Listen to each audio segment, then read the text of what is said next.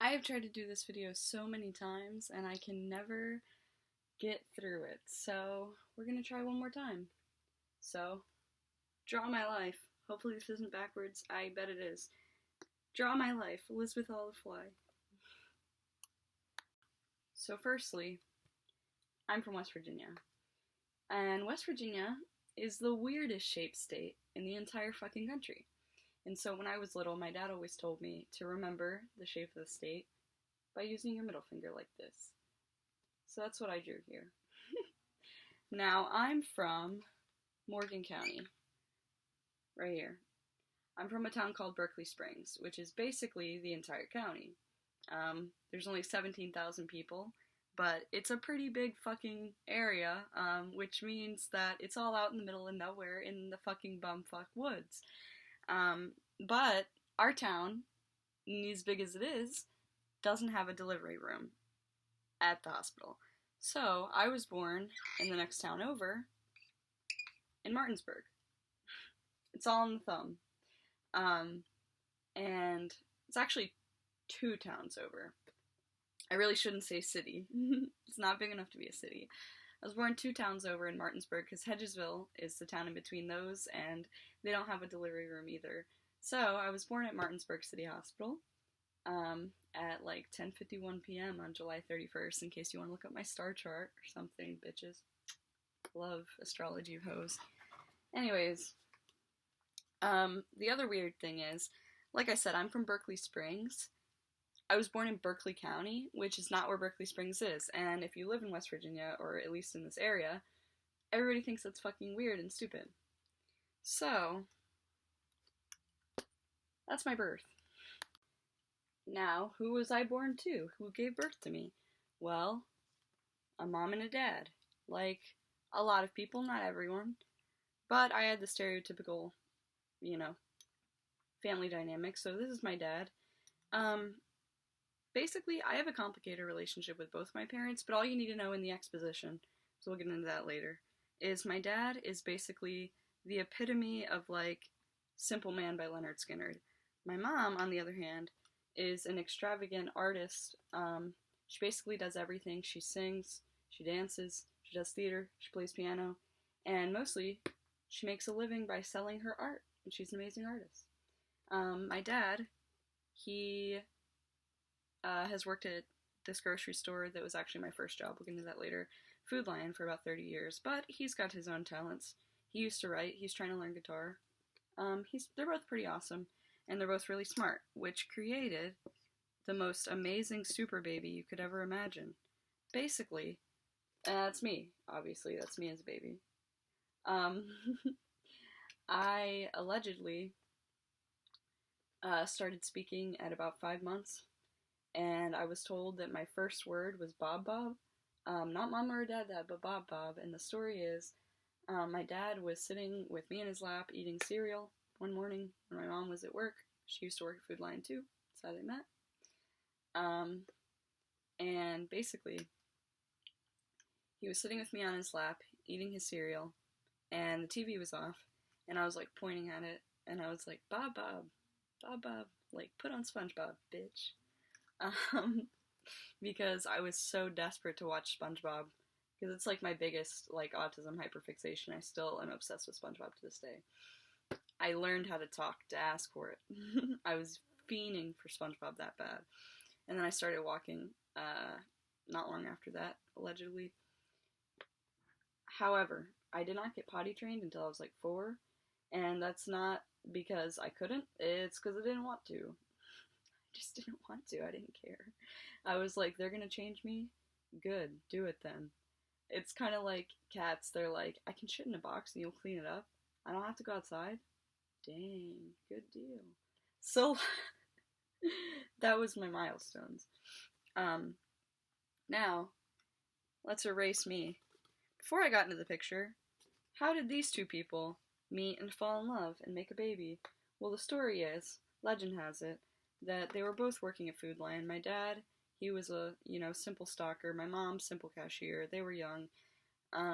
Their first jobs. And my mom had a really big crush on my dad. My dad didn't know my mom existed. My mom was kind of stalking him because she had a crush on him and they worked at the same place. She was leaving him cute little notes, like, you know, putting him in his boxes and shit when he was stalking. Imagine this is like a love letter. And my dad was like, who the fuck is doing this? Basically imagine like young man with low self-esteem. He's like, I'm a freaking loser. Who would be leaving me all these love notes? And then my mom appeared and she was like, it was me. I was leaving the love notes. And he was like, I'm not really interested. And she was like, please. And then he was like, okay. And then they had a really interesting young relationship. Allegedly, they were really cute together when they were together. My dad, like, decorated my mom's car with hearts for Valentine's Day, and she, like, decorated his. I was told for Easter, imagine a really shitty, like, beater car, I don't know. Young person car, okay? My mom, for Easter, allegedly, when my dad was at work, went and decorated his car like a huge bunny. And I think that's adorable. And that needs to be in the story. Some more exposition. My parents were very different. It's kind of like a Romeo and Juliet story, imagine that. So, let's talk about my dad when he was a young man. This is important. It leads up to how I am the way that I am, okay? So, this is my grandma. She was kind of a hard-ass, like, nurse lady. She's pretty awesome. I'll get to more of her in a minute when we get to, like, my memories and stuff. This is my grandpa. Also a very simple man. He is... well, was. We'll get to when he passed away. They're both passed away now. Rest in peace. My grandfather, allegedly, he used to be a really happy, like, drunk alcoholic guy, but that's still unfortunate. My grandma did not like that. They ended up divorcing. So my dad kind of came from a broken home a little bit, but he was a bad boy. Let me, like, put a cigarette in his mouth or something. Ooh, open your mouth, fag. Okay. For the fag. Okay. Anyways. I can't say that anymore. There's a rainbow flag in my window, okay? I have a pass. I just shouldn't say that online. I'm sorry. Anyways, you'll see I'm from West Virginia. I have a lot of weird upbringing to unlearn, okay? So my dad, imagine like young bad boy. That could even be a joint if you want, okay? So he was a little rapscallion. Did a lot of BMX riding. Yeah, that's right. Smoking a joint while he's on a fucking bike. Imagine that. Okay, so my dad did a lot of BMX riding, skating, little town kid hooligan, you know. My grandma, So like I said, my grandma, when she got tired of her husband being not optimal as a husband, she divorced him and took my little young dad when he was like 8, he said, and brought him from, let's draw the middle finger, brought him from West Virginia to, what the fuck shape is it, like a pot, to Oklahoma. These are my states. I'm terrible with geography. So she brought him all the way out to Oklahoma, where he got even more into rapscalia, and because he was unhappy, he didn't have a great life. She ended up getting with a guy named Rusty, I'm pretty sure, and he was a dick. And he did drugs. And he treated my dad like crap. But then, he moved back to West Virginia when he was like 14. And a couple years later, started working at the grocery store. Our favorite, your friendly neighborhood Food Lion. And this leads up to where he met my mom. My mom, on the other hand, she also kind of came from a broken home a little bit. This was supposed to be her mom and this was supposed to be her dad. So, imagine her parents' divorce. She lives with her dad, but my grandpa wasn't great. So, she was mostly taken care of, this looks terrible, she was mostly taken care of by my great-grandma, Mary, and her husband, Paul. They were super Catholic, and they made my mom go to a Catholic school when she was little. She fucking hated it. She wanted to be a rapscallion, but she wasn't. She became very straight edge and kind of a nerd. Well, they're both nerds, and I'm a nerd. But my mom became kind of... I imagine her to be a little stuck up. Sorry, Mom. But you're not anymore. It's just funny that that these two types of people got together to me. She was kind of, as far as I understand, a little more well off. She wasn't rich or anything, but she was kind of like in a new money family a little bit. They're distantly related to the Rockefellers somehow, but not anyone that would give a shit about us. So, not up there enough to actually be part of the Rockefellers, but a little fun fact. So, my mom, she, after she got out of the Catholic school, she ended up going to the same high school that we all went to because she was born in, what the fuck shape is Maryland? It's like god awful, okay. My mom was born in Maryland. She was born in DC, but she lived in a town called Bowie, which also nobody knows about. Same as Berkeley Springs. So she moved from Bowie, Maryland to our favorite, wait, here's the thumb. She moved to Berkeley Springs. Why does everybody move there? Okay, so, she moved there in high school too, about when my dad got back. They didn't know each other in high school because, as I said, my mom was kind of like a new money person. She's kind of stuck up. She's also a little bit younger than him. She was also in like the theater crowd, and my dad was basically like, how I described before, didn't have much self-confidence, saw himself probably kind of like a little bit of a loser, like we all do when we're in high school. He was like with the metalheads, had really long hair. My mom was not in that crowd, so like they would have not come into the same circle whatsoever in high school. But then when they started working at that grocery store will become very important later. Okay, when they started working there, I guess they saw past each other's differences and realized, wow, other types of people are so awesome. And, I mean, they probably knew that. They were weird, probably had a lot of weird friends in high school. But the point is, Food Lion, imagine that image, fell in love. Unfortunately, this is kind of the first tragedy in the story, so you can see everybody's sad. When I was 2, so not much longer into the future, I think they were together for like 4 to 6 years. I can't remember exactly. That might be a little a little bit of an overshot. I'm not sure. By the way, they got married on St. Patrick's Day, which is super awesome because we're basically like 100% Irish. Wait, imagine that this is the Irish flag, even though you can't tell. So we're like 100% Irish.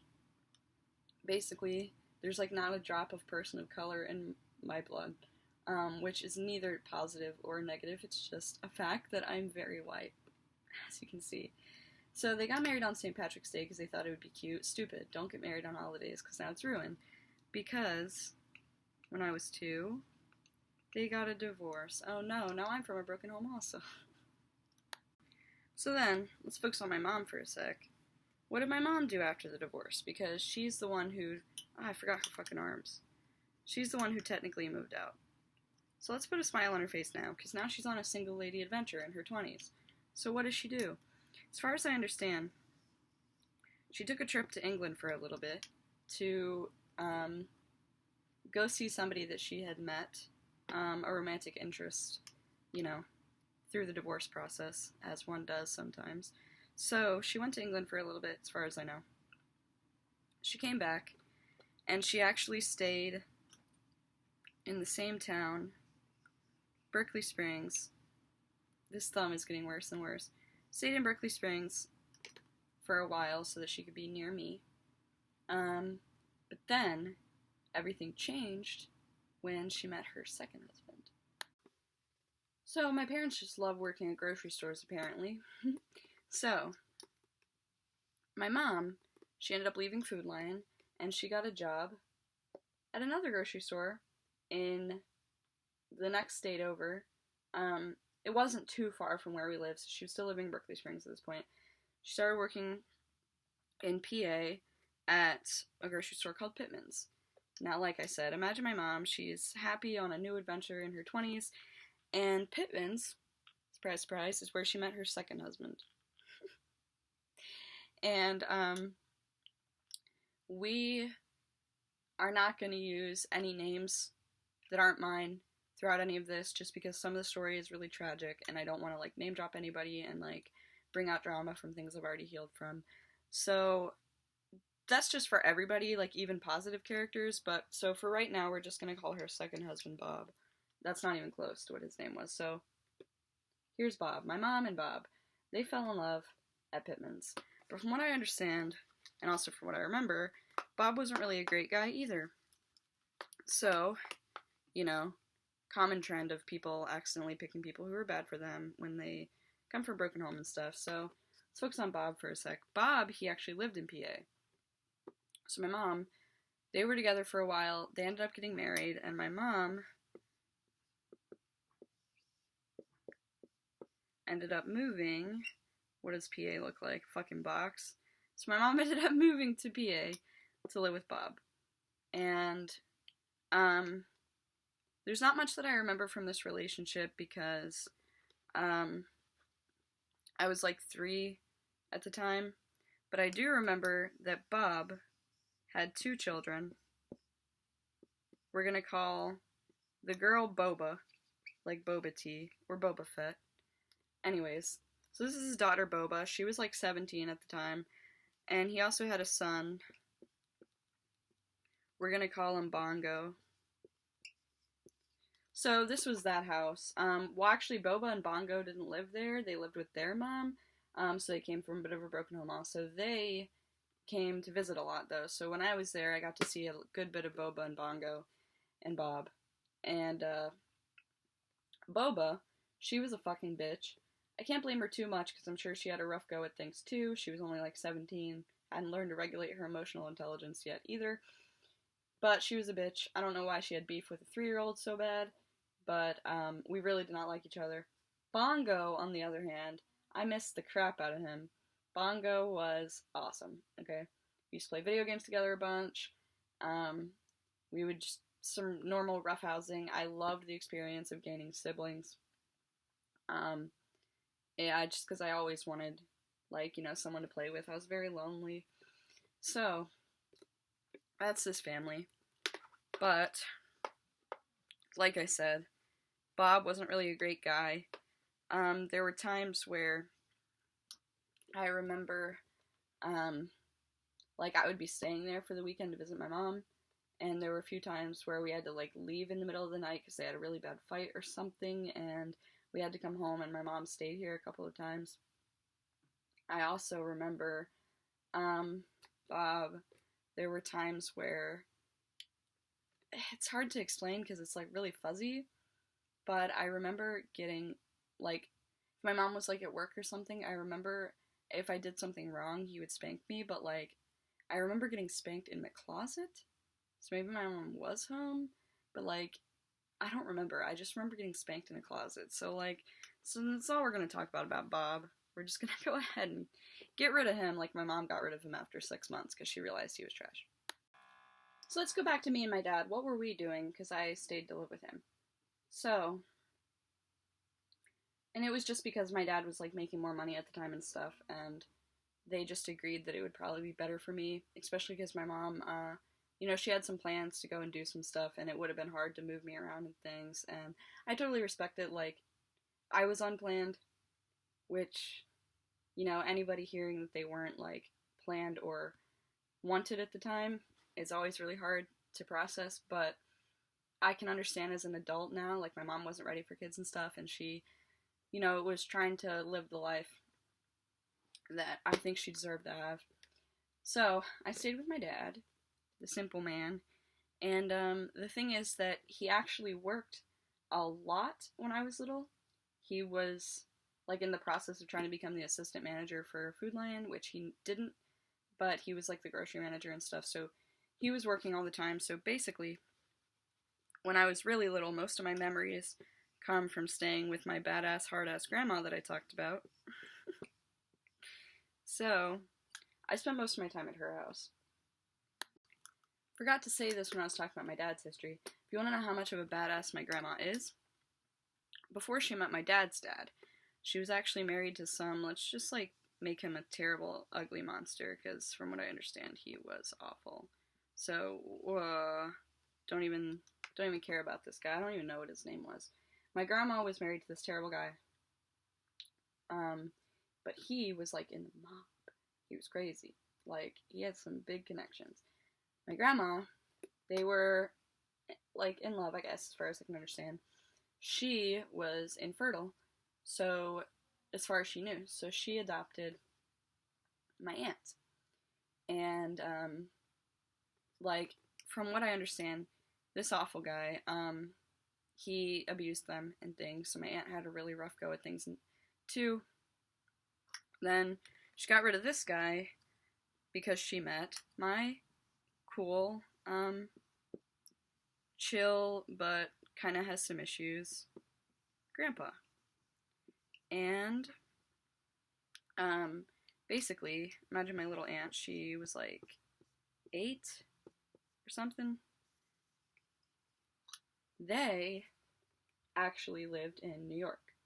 And that's how they met. They lived in Rochester.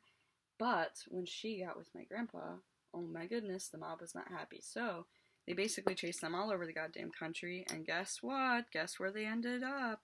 To hide out. Berkeley Springs, fucking West Virginia.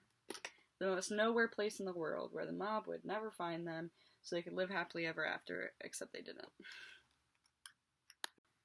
There's so many stories I can tell you about the couple of years that I spent, like, spending a lot of time at my grandma's house. There's so many stories I could tell you, but let me just pick a couple. So, one of my first, like, core memories that's, like, really vivid to me. So, my grandma, she was getting old and chill, and she didn't really, watch us properly a lot, and I mean me and my cousins. I had 2 cousins. We're gonna call them Steve and Jack, okay? So Steve and Jack were my cousins. We stayed there both a lot because my aunt worked a lot too. And Jack, he was like my best buddy when I was little. And there was this one time, this is where my hooliganery started, okay? There was this one time, this is supposed to be a slide, okay? There was this one time we were wandering around my town. I was like 3, so he had to be 9. We were wandering around my town. We got to this person's yard, okay? Imagine this like a picket fence. Like, this was like a legit yard. Like, somebody was like, it wasn't like a show house or anything. Like, this was like somebody's lived in yard. Imagine like some good debris, trash in the yard or something. Okay, so like, we saw this amazing like little tyke slide in the yard, and I was like, God dang, I wish I had a slide like that. Like, come on. And my cousin, Jack, he was like, well, we can just take it. And I was like, oh my god, like, imagine shocked Pikachu. Oh, those were supposed to be going up. Imagine me being like, oh my god, we can just take it? I didn't know you could just take people's stuff for free. That's awesome. So, we picked up this little tyke slide and carried it like 2 blocks home to my grandma's house. Like, we literally just stole the slide from somebody's yard. Luckily, nobody found out because we brought it like inside, and it was like in her kitchen for a little while until my dad brought it home like to our house where nobody around there would find it because we live out in the middle of the woods. This was like in town where you could like walk around on sidewalks and stuff. So we just hoisted a fucking slide as kids, and we brought it home, and my grandma was like, where'd this slide come from? And we were like, neighbor gave it to us. And she was like, checks out. Like, she didn't ask any questions. Like, what neighbor? Why did they give you a slide? Like, why were you talking to strangers? Nope. She was just like, okay, well, you have a little tyke slide now. So I had that slide until I was like 12. It just sat in my yard, and I would hang out on it with my friends and stuff. So that's the story. Furthermore, into that story, I confessed to my older cousin. He had to be like 16 at the time. So this is important. Imagine this is a hallway, okay? So my older cousin, his name, I said we were going to call him Steve. Steve was standing in the hallway. I walked up. This is still part of the core memory. I walked up, and I was like, Steve, we freaking hoisted a slide. Please don't tell my grandma, our grandma. And he was like, ooh, you're going to juvie. And I was like, what's juvie? And he was like, it's a hallway, and it's like a prison. It's called Juvenile Hall. And he was like fucking with me, and he was like dancing, like, just imagine like this super cheery teenage guy. He's like, you're going to, I remember this like it was yesterday. He's like, you're going to juvenile hall. You're going to juvenile hall. I'm going to tell. And I was like, no, please, please. And, then he shoved 2 marshmallows up his nose. I don't know why he did that. And then we went in his room. He had like a room there because he stayed there a lot. So we went into his room. And he had like, this is still part of the core memory. It just keeps going. So he had like a bubble soap that was like in a little ice cream shape. Like, I don't know if you remember those from like the dollar store and like the $1 section. He had a little tube of like bubble soap that was shaped like the container was ice cream. And he's like, this is ice cream flavored juice, like drink it. So I did, and then I threw up a bunch of bubbles for like all day. Now my grandma never found out about the slide. But when I did do something that I got caught, she spanked everybody else. Apparently she beat a lot of ass. I never got my ass beat by her. What she would do, this is another funny story. So every time that I would get in trouble, what she would do, I was like 3 and 4, remember? So she would put me in a playpen, which is like way too big for a 4-year-old. But anyways, I would sit in this playpen. Wait, actually make me sad because I'm in trouble. Anyways, make me mad. Yeah, I'm pissed off. I didn't deserve to get in trouble and put in this playpen. Anyways, so I would get put in a playpen with a mirror in my hand, and then she would just like close me in that room like it was like her bedroom, and she would walk out. But when she gave me the mirror, she's like, look at yourself and think about what you've done. And to this day, that is still the best and worst punishment I have ever heard of. Also, there was this one time me and my grandma, I loved my grandma, she was awesome. I wish I got to see more of her. You'll hear why in a minute.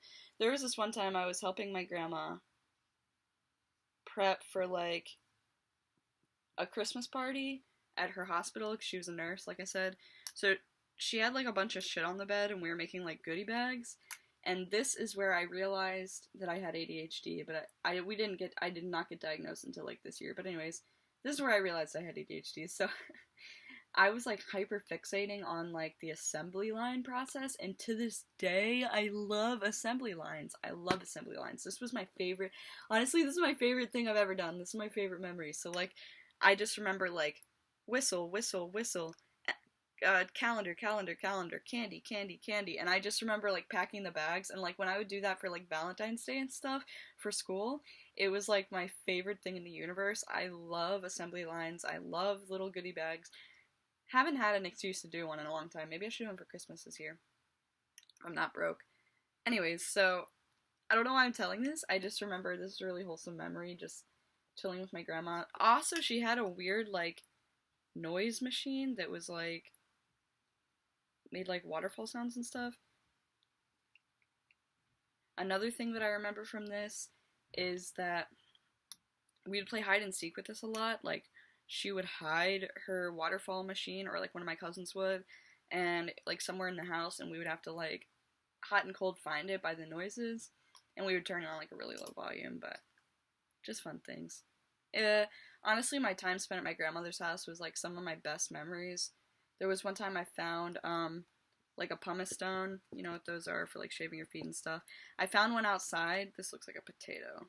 It's okay, I'm Irish, everything becomes a potato. Look at that. Anyways, so I found a pumice stone, and I was convinced, like I was like 3, and I was like, this is a moon rock. This is a piece of the moon. So it was like my pet rock that everybody had, but it was special. It was a moon rock, and I kept it in a little bowl with like a little washcloth over it as a bed, and it slept that way for like a year in my room. Also, another core memory I should tell you from this era is my second birthday party was Shrek themed.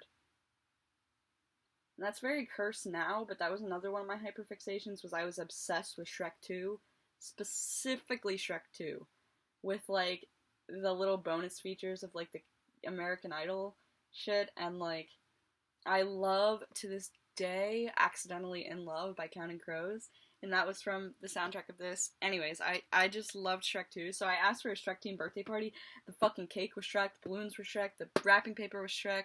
I got a gigantic Shrek doll.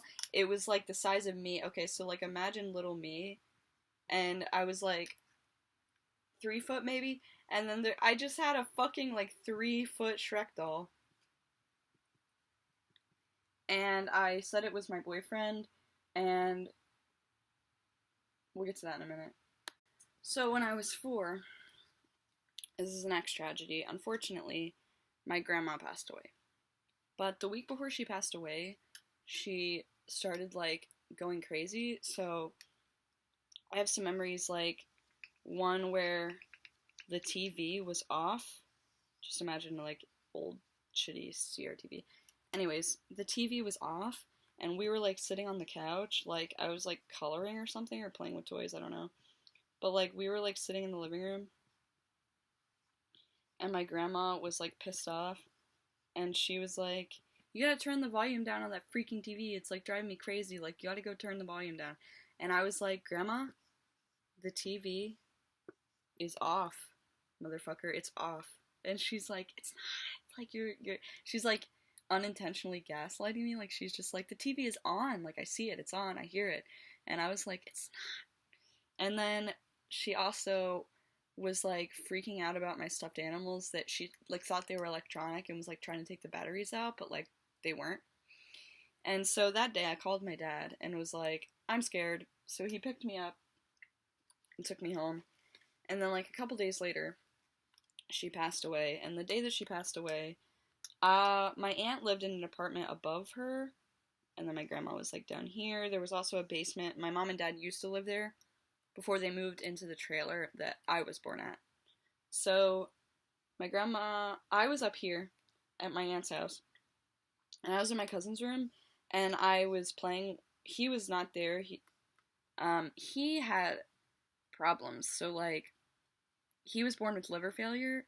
So this is Jack. So Jack was like in the hospital probably at that time. There were a lot of times he was in the hospital that it's like so hard to remember because it was so often. So like Jack was away in the hospital. I was playing in his room because my aunt was babysitting me because my grandma couldn't. And so I was like, I remember vividly, I had just put on a fucking like Transformers outfit. Like imagine the fucking diamonds and shit. I felt so badass. And like I heard my dad come in, and I was like, my dad's supposed to be at work. Why is he here? He had like just dropped me off. Like I'd only been playing for like a little while. So I heard my dad come back in, and I ran out lightning speed and was like, guys, look at me. I'm a fucking Transformer. Or not Transformer, fucking Power Ranger. What the hell am I saying? I was a Power Ranger. I was the green Power Ranger. Anyways, little me in a Power Ranger suit comes out. Except my aunt is like bawling her eyes out, and my dad is just like, just this face. Like, something really bad had happened. So I was like, what happened? And then my dad, with like the most stoic face, was like, your grandma died. She's downstairs. She passed away in her sleep. And this is how my dad handles problems. So he wasn't like being an ass. He just literally like could not emote yet, or in front of anybody, I guess. So went downstairs. I'm not gonna draw a corpse, but like, as I said, grandma had passed away. She was in her bed, and part of a story is I was sitting, I guess I should draw it. So my grandma was like passed away in the other room, the door closed. We were at the kitchen table waiting for like EMS and stuff. And I was sitting here.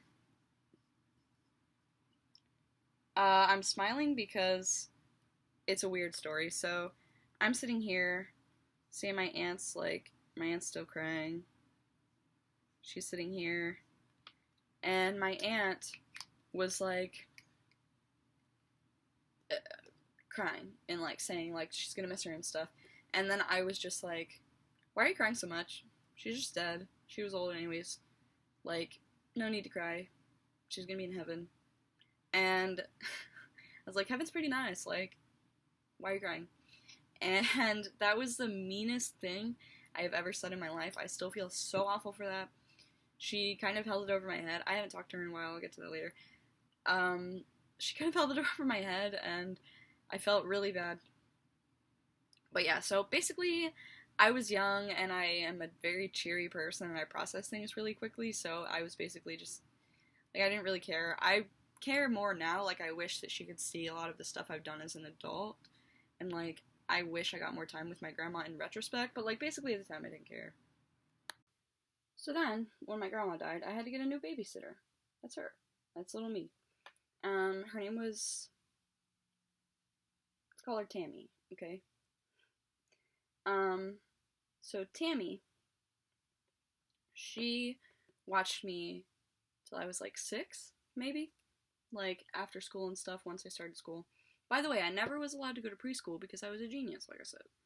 And they said that it would be a waste of money and time because I would learn more on my own, which is true because I ended up working in a preschool later on and I was way beyond learning like colors and counting to 10 and shit, okay? So I'm glad on my parents for that part. But at the time I was really jealous of like my neighbor kids who were like going to preschool and stuff. I thought it would be fun. But now that I know what it's like, I would have blown my brains out. That's awful. Shouldn't say that. I would have been very sad. That's all. So, as babysitter, we were like besties. Like, she was great. I was teaching her to read. Like, she barely knew how to read, so she was trying to read, learning the, like, we live out in the middle of nowhere. People don't have resources and stuff. She dropped out of school when she was, like, 12 or something. So, she, like, barely knew how to read properly. We were reading the Bible together.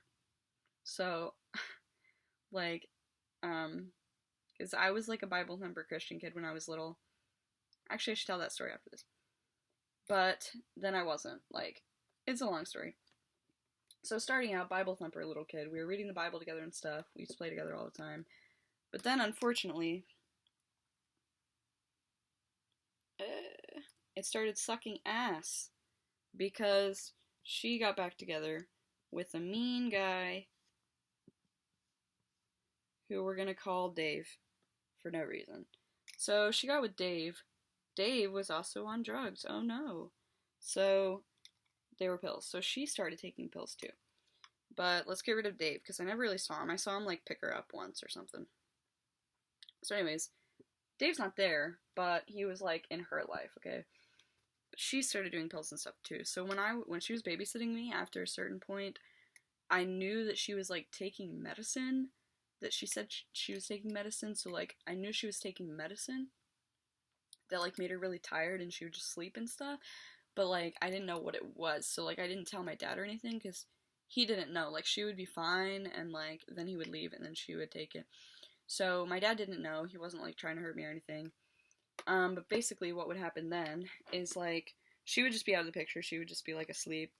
And so I was like 4 at this time and I remember like having to learn how to cook and stuff. So like this is me making spaghetti at like this is a stove. I was making spaghetti at like 4 and stuff because I had to like take care of myself, so it was pretty hard. But then I told my dad about this. Also, one time he came home and the house smelled like weed, so he started putting two pieces together. Anyways, I told him about that, and he fired her. So, here's a sack. But then, she ended up passing away a few years after that from an overdose, so that was still really sad, because I still cared about her. Like, I loved her as a pal. I always really hoped that she would get her stuff together, but she didn't, unfortunately. This is always the hardest part that like, once it starts getting to this part, is usually where I stop making this. Like, I can't get through it. But around the same time that my grandma passed away, I was 4, so, like, rewind a little bit. I was still having that babysitter, but it was, like, after my grandma had passed away, but before I was 6. Like, I was still 4. Basically, Jack, like I said, Jack was, like, my best friend. We hung out a lot. I was basically always at my aunt's house, too. Like, I would go there a lot. She would watch me, and also, I just want to hang out with Jack, so, like, I would go there a lot. And, one night, it was Christmas, and we were staying at my aunt's house, and I was celebrating Christmas with them. My dad was at work, because, yeah, the grocery store's open on Christmas Eve. It sucked. Anyways, Dad was at work and stuff, and we were staying up late. Like, my aunt was already asleep, and we were watching the SpongeBob movie, because I requested it, and I remember it was, like, already over, and it was, like, the one with bonus features, because we splurged, because I love SpongeBob. So we were watching the one with bonus features, and I just remember like the director like droning on in the background because I was like 4, so I was bored as fuck, and the bonus features were not cool, and I thought they would be because I didn't know what bonus features were back then. Anyways, I just remember that droning on in the background, and so for Christmas we were able to open one present early. That's what we did every year, like on Christmas Eve. And what I had opened was this little set that was like Dora dominoes, but it was also like a chessboard on top, so you could play like Dora chess too. And checkers, obviously. So I had just gotten these and I wanted to play with them so bad. And I was like, Jack, we should play Dora dominoes. This movie's boring as fuck now. And he was like, no, dog. Like, I'm 10. I don't want to play Dora dominoes. Shut the fuck up. And I was like, come on, dude. So I was like begging him, watch me getting sad. It's the beginning of it getting sad. So I was like, and then he said, I've got an idea. And then his bright idea was he said, I'll play Dora Dominoes with you if you do something that I want to do first. And I was like, okay. And then basically, what he wanted to do, I'm not gonna draw it, was, he basically described sex to me. And I was like, no, it's for adults. Like, that's wrong. I didn't even have the idea of, like, incest in my head. I didn't know what that was. So I was just like, no, that's an adult activity. Like, that's wrong. We can't do that. And he basically, like, he forced me. And, then we don't really need to, like, talk about each individual experience, but that went on until I was 9. When he finally passed away, because I mentioned he had liver failure, there were very many experiences where this happened, like, fully happened, and then there were also a lot of times where that didn't happen, but, like, a lot of weird stuff did, like, you know, playing doctor, getting touched a lot and stuff. And there was this one time where he was trying to show me how to do it better, and he was, like, humping his bed and stuff and, like, trying to give me a demonstration of, like, how to have sex. And he also would, like, make out with me a lot and stuff. And I thought that somehow I convinced myself that it was, like, normal because he said that he loved me and it's, like, what you do when you're in love with somebody. So he basically loved me in a way that I didn't and couldn't at the time. And basically treated me like I was his girlfriend or something because when I was 9, he was almost 16. So I guess he was really sick, and so he wasn't really close with anyone in school, and he was bullied a lot and stuff, so he never would have gotten a girlfriend, so I think in some sort of way he was taking out that pain on me, but nobody knew about that for a really long time, even after he passed away. So, speed up, I was 9, and he had passed away from liver failure, and that's when it all ended, obviously. And I felt really bad because I was confused because I missed Jack. He was like my best friend, but I also was kind of relieved that like all of the weird stuff was over with because I hadn't really processed how much it like was fucking me up at the time. But I also was kind of like, you know, like that shouldn't have been happening, and I'm glad that that won't happen anymore. And then the day after he died, like, I found out that he had died the night before. They had to pull the plug because he had had a stroke. And, like, he was just basically going to be a vegetable. So he was like that for a little while, but then they pulled the plug. The day after they did that, it's one of my core memories. I was on the bus. And this was, like, the first time I had ever, like, really bonded with, like, yeah, this is a bus.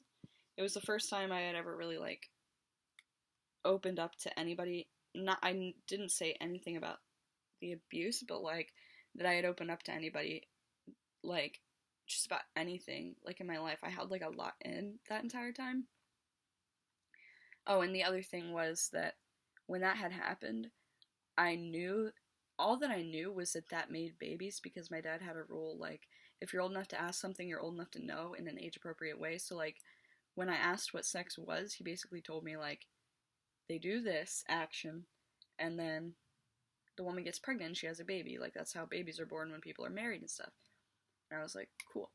So when that happened, I had thought that I was pregnant because I thought that that always happens. Like, I didn't know about periods and stuff. I didn't know about, like, sperm or, like, puberty or anything. So I thought, like, PP vagine pregnant. And I didn't know that pregnancies lasted 9 months. So basically for, like, a year until I realized no baby was coming, I thought that I was pregnant. Like, all through kindergarten, I literally would, like, go to sleep and think that I was gonna be, like, a kindergarten mom, and I was so embarrassed and I didn't know how to tell anyone about it. So I just, like, held it inside. But anyways, I was 9. I was on the bus. We're just gonna imagine the rest of the bus. So this is me. Across the aisle was a boy named, we're gonna call him Cody. So Cody was across the aisle from me, and he was, like, looking at me, and I had my cousin Jack's hoodie on, because, like I said, I had a complicated relationship, so, like, I missed him still. So when he passed away, I got some of his clothes and stuff. So I was sitting there, and I had my hoodie up, and I had my earbuds, and I was just listening to Stan by Eminem on loop, and, like, maybe some other Eminem songs, but I remember specifically listening to Stan on loop. So, like, I was listening to Stan, had my hood up, I was being very emo, because I had a lot on my mind, obviously, and most people, I was bullied really bad in school. I was gonna get into that in a minute. I had, like, no friends at this time, and, so I didn't really, like, talk to anybody, and nobody talked to me, so I was just kind of sitting there crying and stuff, and, this guy Cody was like, hey, kid, because he was, like, a few years older than me, and he's like, are you good? Like, what's wrong, man? And I was like, I don't want to talk to anybody, and he was just like, you never talk to anybody, like, you need somebody to talk to, tell me what's going on. And so I told him Jack had passed away, and he's like, you know, was comforting me, and he's just like, it really sucks, and it sucks that you're, like, in school, like, you could have stayed home, you know. And I was like, well, it's complicated, like, and I was trying to explain that kind of felt good because a lot of bad stuff had happened, but he didn't really know, like, what I was talking about. And so basically I was just venting, and that was, like, the first time, so it's, like, a really core memory for me. And we had a really long conversation about, like, family trauma and stuff. Like, we talked about our parents' divorces and, like, a bunch of hard stuff, and it was just a really long talk. Like, the whole bus ride was, like, an hour because I lived really far away from everybody and stuff. So, like, for, like, an hour we just sit and talked until I had to get off to go to school. Like I said, he was a little bit older than me, so, like, I had to get off at the intermediate school, and he was, like, already in middle school. So it was just, like, the nicest thing, one of the nicest things anyone has ever done. Like, you know, most people, when you see them, like, crying in public, you just kind of, like, and, like, ignore them. I don't. Like, I always want to be that person who, like, goes up and stuff and, like, tries to make sure they're okay. So it was a really touching moment when I started, like, believing, like, maybe there are good people out here, maybe I don't have to be afraid and confused about everybody. And you know, sorry, I'm, like, zoning out a little bit. I was just really touched by that. We're gonna reverse a little bit again. So remember how I told you about Tammy, okay? So then, after Tammy got sacked, I started going to like a proper daycare center, except it was, like, family owned. Like, like, it wasn't, like, a proper daycare. It was kind of just, like, my aunt's husband's sister ran it out of her house, and, like, some kids would just go there and they would be paid, like, unofficially and stuff.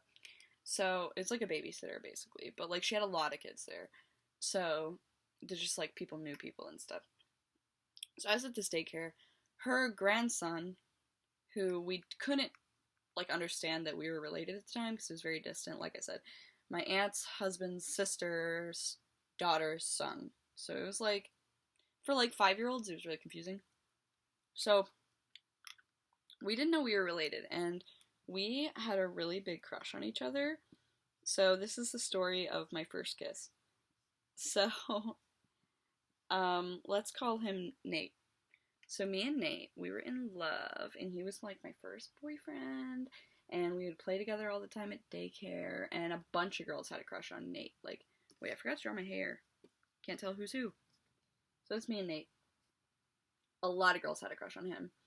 Like, even in school, it's just basically everybody wanted to date Nate. He was like the it boy. So I was like, nah, like, he's mine. And one time at daycare, there were some of the girls who were like, we made a bet, like, who could kiss him first.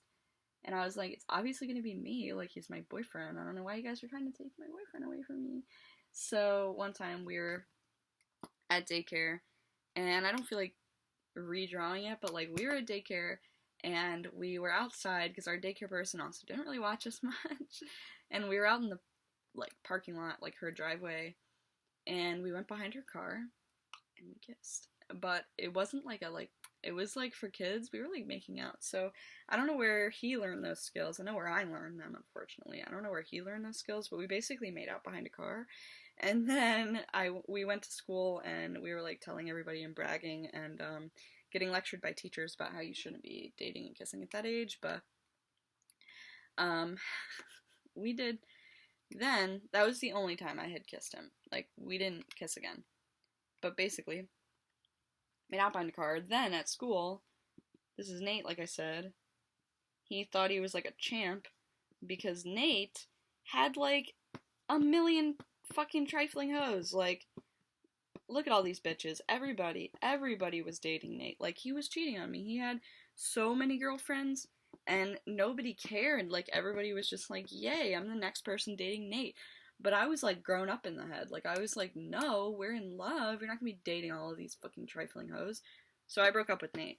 It's the end of Nate. I actually had my first, like, I would say proper boyfriend also in kindergarten, but not really proper. That wasn't until like middle school.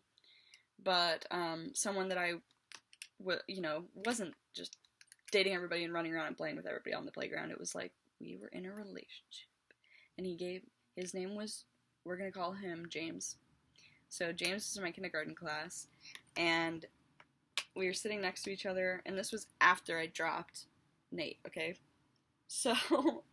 We were sitting in my kindergarten class. We sat next to each other. And we had a big crush on each other. As we were sitting in our seat. And basically, I passed him a note. I still remember to this day. Looked just like this. All it had was 3 hearts on it. And a question mark.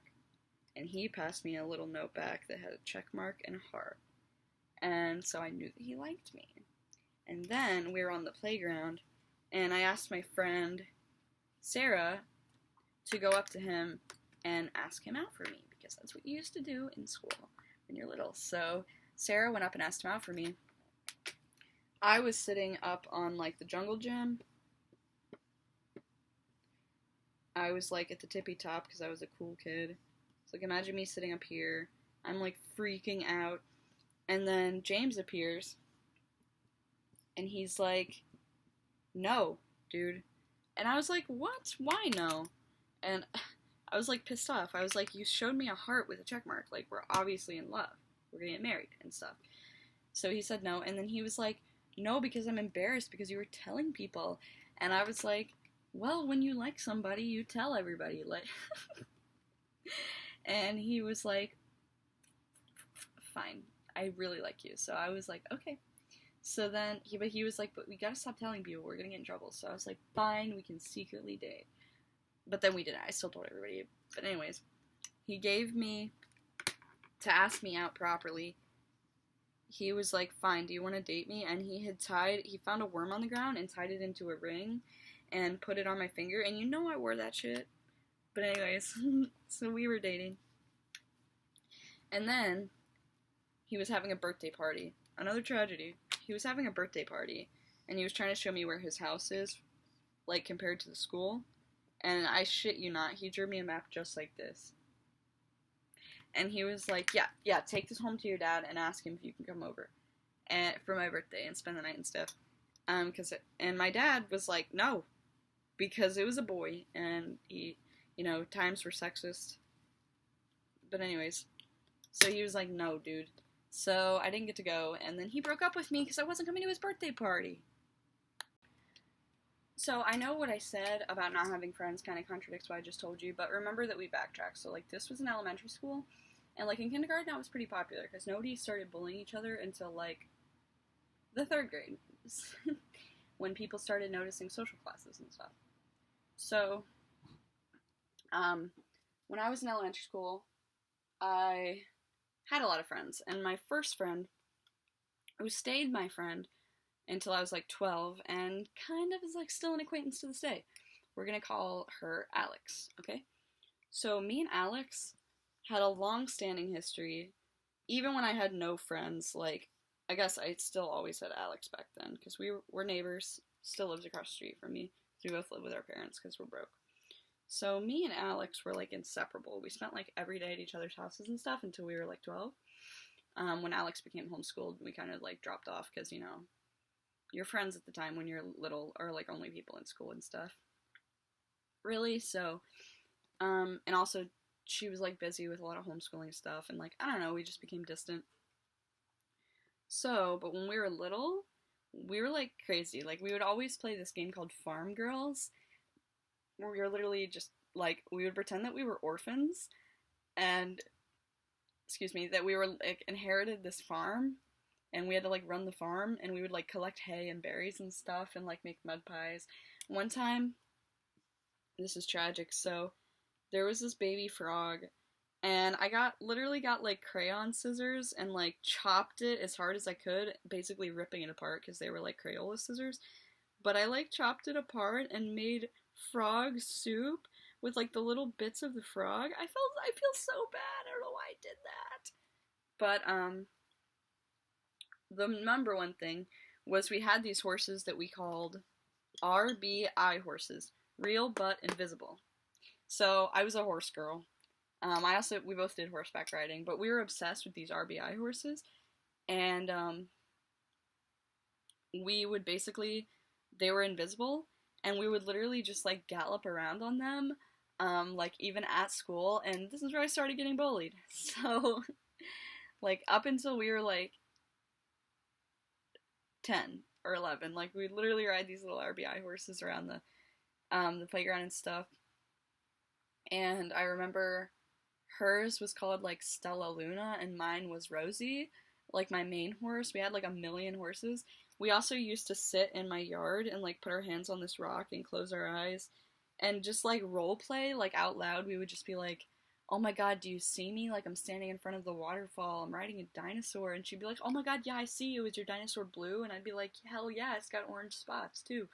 And we would just sit there and do that.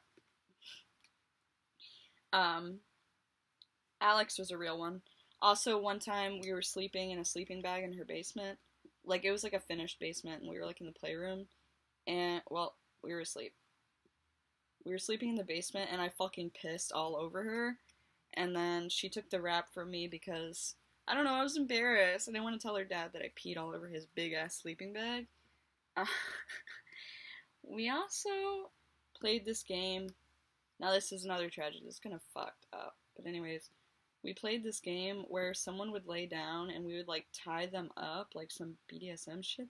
We would tie them up and we called it the strap down game, and we'd basically torture them by, like, tickling them and stuff. And, like, we would take, like, a vibrating toothbrush and, like, pretend it was a laser and, like, put it all over them. And then we would give them a love potion, which was, like, Kool-Aid or something. And then we would let them free, and then we would just, like, dry hump on my bed. Also, another reason I started getting bullied is because I was just, not only was I poor and ugly, but I was also a dork, like a major dork, and, you know, literally on the retard spectrum. So, sorry if that's offensive to you, but it's not to me. So anyways, I've heard it used against me enough that it's like, same with fag, like, I've been called so many things that, to me, it's like, badge of honor. So anyways, I had this club that me and my friend, let's call her Jacqueline, okay? So we had the we had the Pokemon Club, and it was literally just us, and, like, we would literally just sit out at recess, and, like, it was literally just us two, and we would just play Pokemon, like the card game, and, I still have the binder. I have a binder with all the cards that I had. I even have an original Charizard card, so like it's pretty awesome. I had a binder with all the cards that I had, and like I still have the rules of joining our club, and like the entry fee was a penny, and we kept trying to get people to join so we could like raise money for more cards, but nobody could pay a penny because we were all like 8, and I was like, bruh, you're really so crusty broke that you can't afford a penny for my club. Come on, we're trying to make bank here so that we can buy more cards for the club. But unfortunately, everybody was a broke bitch back then, and nobody joined our club. Okay, so like I said, we backtrack. So now, like I said, we're at 8. This is before my cousin had passed away, so I was still like in the thick of some shit.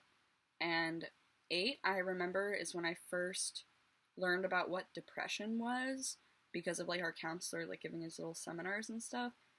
And I had learned what depression was, and I was like, holy shit, I have depression. And like I just realized that I was really depressed. That's it. That was like, I just realized, I remember vividly at 8 being like, I have depression. I have crippling depression.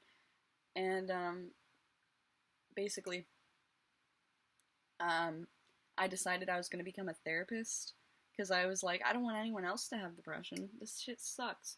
So I decided I was going to become a therapist. And to practice that, I worked with our counselor a lot, like asked him if I could, and I ended up getting such a good record that I joined his little, like, he called it, like, it's basically like, I don't know if you've heard of teen court, but it was like elementary school court. So we were like all like 10, 8 to 10, because we were in the intermediate school is what it's called. I don't know how it is for your school. But we would literally all just like sit at this table, and then there was a judge who wasn't me, which made me jealous. Let's call her Abigail. But anyways, this nice little like Middle Eastern girl. She was the judge, and I loved her. She was a queen, so like it's okay. But anyways, and then kids would just come and like sit on the stand and like tell us their issues, and then we would like tell them what they should do. Most of the time it was like beef between two kids that were like pissed off at each other because somebody like stole their silly bands or something. So like these two kids would come and plead their case, and we would decide who's right and then what their punishment should be if they were in the wrong, which is crazy. Obviously our guidance counselor would have to approve it, but like the jury, well, I was part of the jury, so like the jury would talk about it, and then Abigail had the final say as the judge, and then this teacher was like obviously above the judge, who's 10, but it actually, most of the time, they stuck by what we wanted to do, because we were pretty fair and just. Also, because I had nothing else going for me, I basically poured myself into my schoolwork. Like, I've only gotten 1 B in my entire life, which is silly, and if you care that much about schoolwork, you're stupid. Please stop caring that much. Like, it doesn't actually matter that much. Like, PSA to the young kids, it doesn't matter that much. Just have fun. Have fun in your childhood, because I didn't, and it sucks. So, like, don't worry so much about grades. Anyways, I had all A's. I was such a goody two-shoes that I used to get called into the principal's office for good things. Like, they would say, like, dead name to the principal's office. And everyone would be like, ooh, because they thought I was in trouble. But then I would literally just, like, go to the principal's office, and he would just sit there and, like, hang out with me and, like, give me snacks and stuff. And we would just talk and hang out. And my one principal that I had in elementary school, his sons were in a band. I'll name drop the band because they're already like public figures. They were called the Weber Brothers, and he ended up getting me an autograph from them. And they're not that big, but like it was still pretty cool. They were like a local band, and they did travel some and stuff. So they were pretty big, actually, and he got me autographs, and I still have the autographs. They're, like, on my wall in the streaming room. I was, like, 6. It was so great. That's the bond of being a goody two-shoes. Also, one time, I got to be principal for a day. I was, like, 10, and I was so fucking happy. Like, imagine, like, XD happy. Like, this is how happy I was. I literally got to go and, like, make all the announcements. Like, imagine me with the little microphone, like, fucking, I got to make all the announcements, I got to do all the, like, the signage and stuff, I got to go around and, like, be, like, almost like a hall monitor, I got to, if someone got in trouble, I got to be there and, like, talk to them and stuff. It was pretty awesome. Principal for a day. I don't know how many of you were goody two-shoes enough to get to do that opportunity. Like, he literally was just like, you're so good, you could run this school better than I could probably. And I was like, I bet I could! And I did. So now we're in middle school. These were the worst years of my entire life. Fucking hated it. This is when the bullying got way, way worse. But let's pause that for a second. The funniest part of being in middle school was my first girlfriend. When I knew I was gay when I was doing the strap down game and shit, but this is where I really, really realized I was, like, in the LGBT community, okay? So it was the day before we started middle school, the day before 6th grade, and I was on Snapchat. This was, like, 2014, so I shouldn't have been doing what I was doing. Like, it was very sus, but I was on Snapchat, and we were sending, like, booty pics and stuff. Like, that was supposed to be a butt, but I guess it can be titties, too, because we sent those two, so let's make it titties. Anyways, we were, like, sending, like, some weird stuff. We were only 11. It's illegal. Didn't keep it on my phone, because, you know, we thought Snapchat was, like, you know, it went away. It would never, ever come back to bite us in the ass. It didn't, but if you're a kid, don't. Because it could. We were lucky. The internet has changed. A lot. Anyways. So we were, like, sending titty pics and stuff, and we were, like, flirting. And, she was like, yeah, I am in love with you. And I was like, I am in love with you. And then we started dating that night. And then guess what? The next day we came into school. She was being fake. She was like, acted like it never happened. And then, so this was my girlfriend. Let's call her Molly. Molly, I found out, was a trifling hoe. She was already dating this boy. We'll call him Caleb. She was already dating Caleb. So she literally, I came in and I was like, what? This is my girlfriend. And she was like, sorry, I forgot that I was dating Caleb. How do you forget? How do you forget you have a boyfriend? Anyways, so we broke up. And then I had my first, like, I guess we can consider this my first, like, real, like, kid relationship where I, like, started really getting the feel of, like, what relationships were supposed to be like. So, I started dating this boy. He had, like, kind of long hair. It was shaggy. We'll call him Lance, okay? So this is Lance. And there's me. And we were super in love. Like, we were, like, the biggest, like, nerdy kids ever. We both liked anime. He, was obsessed with Sonic the Hedgehog. Like, he had fucking Sonic the Hedgehog, like, curtains and shit. He was, like, also, like, Autism Central. Anyways, his whole room was, like, Sonic the Hedgehog themed, Sonic bed sheets and shit. Excuse me. Our first, like, date was he came to my house. Excuse me. And we watched Tsubasa together, like, the whole Tsubasa, and then we started watching Death Note together. And that was my first time I was, like, cuddling. We were, like, we held hands. That was the first time I ever held hands with anybody. We video chatted, like, every single night. We would, like, stay up all night and not sleep. And then we'd go to school and we would, like, cry about how tired we were together. But we said it was worth it. And, like, we played Animal Crossing City Folk together. And Minecraft. And we would shift on each other and stuff. And, put our Minecraft beds next to each other. It was serious. He was, like, my first proper kiss. Like, with, like, somebody that I was, like, actually, like, serious with.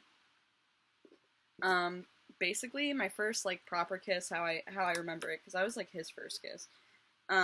His grandma had already arrived, oh no, and he was like, I'm gonna kiss you, like, for, like, weeks. He's like, I'm gonna give you your first kiss, like, we're gonna kiss. And I was like, bro, we don't have to, it's not, like, no, we don't have to. And then the one day, he's like, I promised you I would kiss you today, like, today was supposed to be the day, and I was like, your grandma's literally outside, like, waiting in the car for you, like, honking the horn. And she's, like, pissed off, because she's trying to pick you up. But we were inside. This is, like, I don't know, I guess this is a window. We were inside, and we were in the doorway to my bedroom.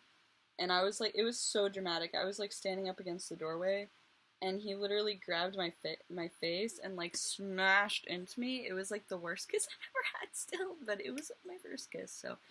He, like, literally, like, smashed into me and then ran away. Like, he didn't say anything else. He literally was like, got a blast! Alright, I'm gonna head out.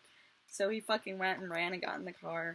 And then, of course, we talked about it, like, all night, and we're like, oh my god, I can't believe we kissed. And then we broke up, like, a week later. Oh, and... Oh, sorry, my cat has asthma. Poor girl. Anyways, the same boy and the first girlfriend I mentioned later on ended up getting together while I got back together with her. So me and this girl, we liked each other like this whole time. We had like a thing going for each other. We were very close, and we like hung out in school all the time and stuff, and we had sleepovers, because my dad didn't know we were dating, and he still had the sexist morals, like I said. He knew I was bisexual at this point, but he's like, So, girls could come over, still, and boys still couldn't, even though I literally was dating her. Anyways, the point is, we got back together, we were like having a good time, middle school drama, you know, and then she was a trifling hoe once again. She fell in love with my ex, Lance. Like, Molly and Lance got together, and then I was out of the picture, and I basically forgot to give him legs.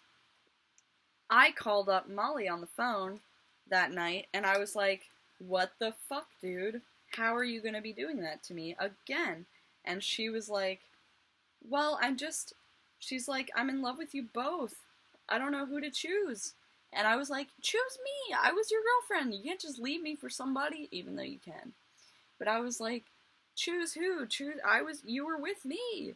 And she was like, what if I choose nobody? It gets worse. She's like, what if I choose nobody? I break up with you and I don't date Lance because I feel bad for both of you and I'll just be single. And I was like, I can deal with that, because we would still probably send titty pics. We were like 13 at this point. But I was like, okay, like, choose nobody. And then guess what? We hung up the phone, and then 1 hour later, she calls me back, and she's like, alright, well, now that I'm single, would it be okay if I went with Lance? And I was like, bruh, you just told me you chose nobody. Okay, so then imagine me in middle school. Should have given an explanation myself first, but I didn't want to go back into dark stuff without some funny stuff. Anyways, I had, like, right before school started, like that summer, I had dyed my hair like fire truck red, like neon red. And I was like the first person in our entire town that had like unnatural hair, because I live in bumfuck nowhere, like I said. Right now it's split dye. You can't tell in this light very easily, but it's blonde and ginger. It's kind of fading together. Let me see if I can get a better... Looks good to me. It's just... kind of rough right now with this lighting is terrible. Anyways, so I was like a little freaky. Shouldn't have said it like that. And I would wear like chain bracelets, little pop top bracelets. I had like zipper earrings, and like I wore like zebra print shirt and pants at the same time, and like sparkly knee-high Converse. And like I was just crazy, okay? I was trying to live my best life and be a little goofy, a little silly. And everybody fucking hated it. Nobody liked that. So, like, everybody bullied me really bad. There was, I don't know if any of you remember, there was this thing called, Ask.fm, and that shit was hell. Okay? That was a nightmare, okay? So this was, like, the first kind of anonymous, like, thing people could use. Like, now they have, like, those questions on Snapchat and stuff, which nobody ever answers when I try to do one. But, it was like that. Like, you would have a profile, and people would send, like, anonymous messages to you and stuff. Me and my friends were getting bullied really bad through that. Like, people, like, telling us to kill ourselves and stuff. And so I was like, word. So then I became really depressed when I was, like, 11. Like, that's when I became suicidal. And, I don't want to really draw that either, but I had my first suicide attempt when I was 11. I, tried to suffocate myself, which is silly. By the way, after I was like 6, I stopped going to church, because the lady at church told me that if I didn't carry... Okay, so I was like 5 or 6, like I said, and I was like upset because she told me that if I didn't carry my Bible everywhere, I would burn in hell, even though I could barely read. So I was like, this shit's freaky, so I stopped going to church, and I became atheist, because I saw a South Park episode... Well, I was agnostic, but didn't really believe that well because I saw the South Park episode about like Dr. Pepper and like being agnostic and like not like being in between Pepsi and Coke and stuff. So I was like, that's me. So I became Dr. Pepper. So I was like agnostic / atheist. But then when I had my attempt, basically, I felt like I was saved. Like I saw Jesus and stuff, like a lot of people do with near-death experiences. So then I survived. And I remember as soon as I came to, I told my friend, call him Alan, told my friend Alan at the time, and he was like, okay, well, since you're alive, I was meaning to tell you that Bryce wants to ask you out. And I was like, what? Like, why are you telling me that right now? I don't give a shit about Bryce right now. But despite everything that was happening in middle school, even though I was really depressed, at this point in my life, I was still very optimistic. I was trying to stay positive. So I joined like a shit ton of clubs. I was the editor for our school newspaper. I was like the president of student council. I was a fucking angel goody two shoes, like I said. What else did I do? I was like on yearbook staff. Basically, in middle school, there's not a whole lot of clubs, but like anything you could do, I did it. I did it for that school, except being a cheerleader, because those people bullied me. But anyways, I did like everything you could do. I was like obsessed with trying to make a name for myself, and like, basically, I'm a Leo, so I was like an attention whore, and I was getting zero attention, actually negative attention. So I was like, maybe if I write the school newspaper and do the yearbook and like run student council, people will like me, and they didn't. But I tried to be optimistic. So I was still like really enthusiastic and happy about life. There were so many things I wanted to do. I decided I didn't want to be a therapist anymore because I thought I would do a terrible job at it because I was depressed. So I decided I was going to be an astro-fucking-physicist. That's supposed to be Saturn. I decided I was going to be an astro-fucking-physicist. And then eventually I gave up on that and decided it was too much work, that's all. Not that I'm not smart enough. I actually have an IQ of 165, tested by Mensa. You can tell by my amazing numbers right here. I'm so talented at everything I do. Anyways, it's not that I'm not capable of it, I'm just really lazy and I didn't want to do all of that. So I decided I was going to become a teacher. That's going to be important later. So around middle school, I was like, that's dead set. I'm going to be a teacher someday. So, skip to like 8th grade. So I'm like 18. That'd be sad. I was 13. I was thinking of like a speed limit sign where someone like spray paints over it. Anyways, do you know what I'm talking about? Where it'll be like 30 miles per hour and then someone does like a really sloppy like 80 miles per hour. Sorry, I'm stupid. Anyways, it always makes me laugh. So, I was like 13 and I had just gotten out of a relationship with my second and only other girlfriend. Well, I had some weird like middle school relationships in between then and now, but like I had like a pretty serious girlfriend. We were like in love and stuff.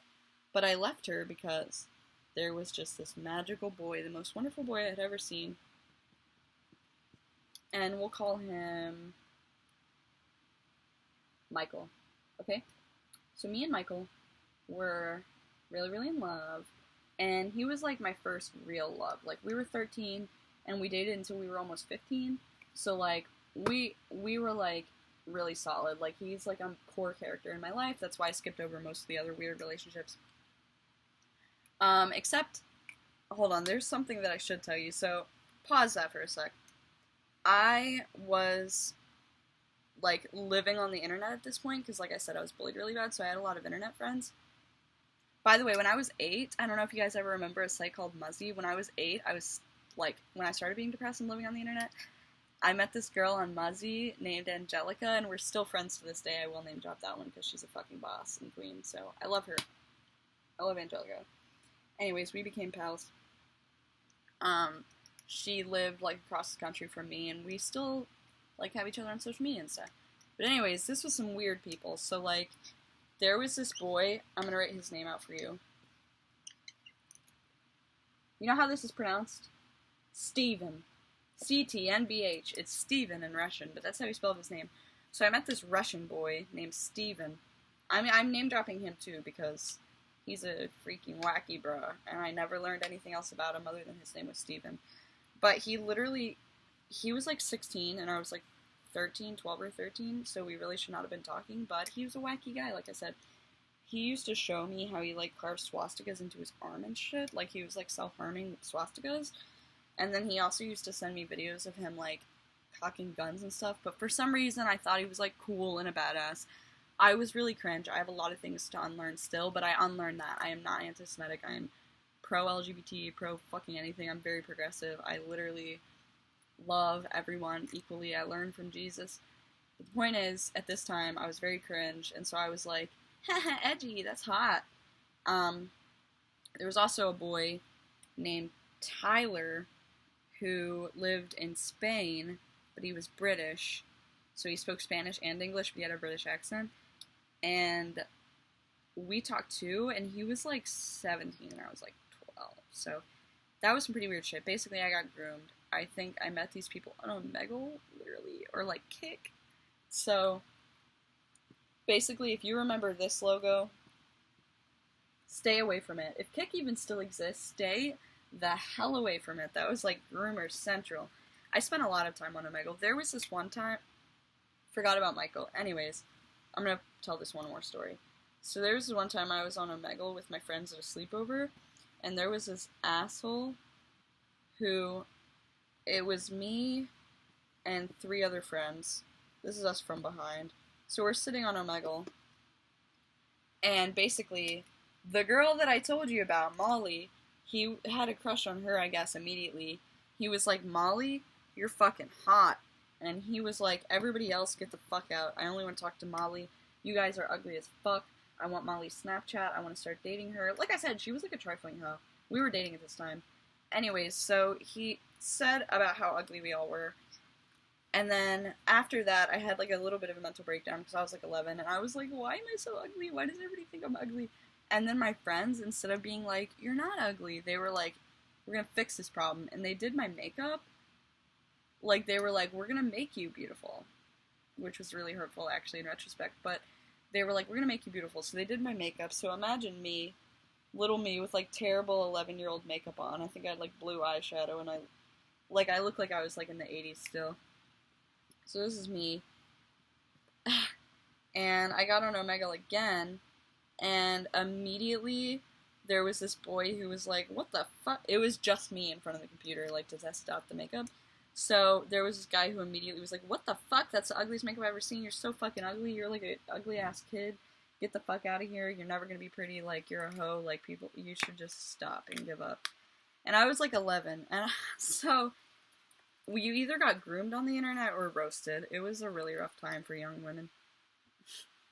Anyways, so we're going back to Michael.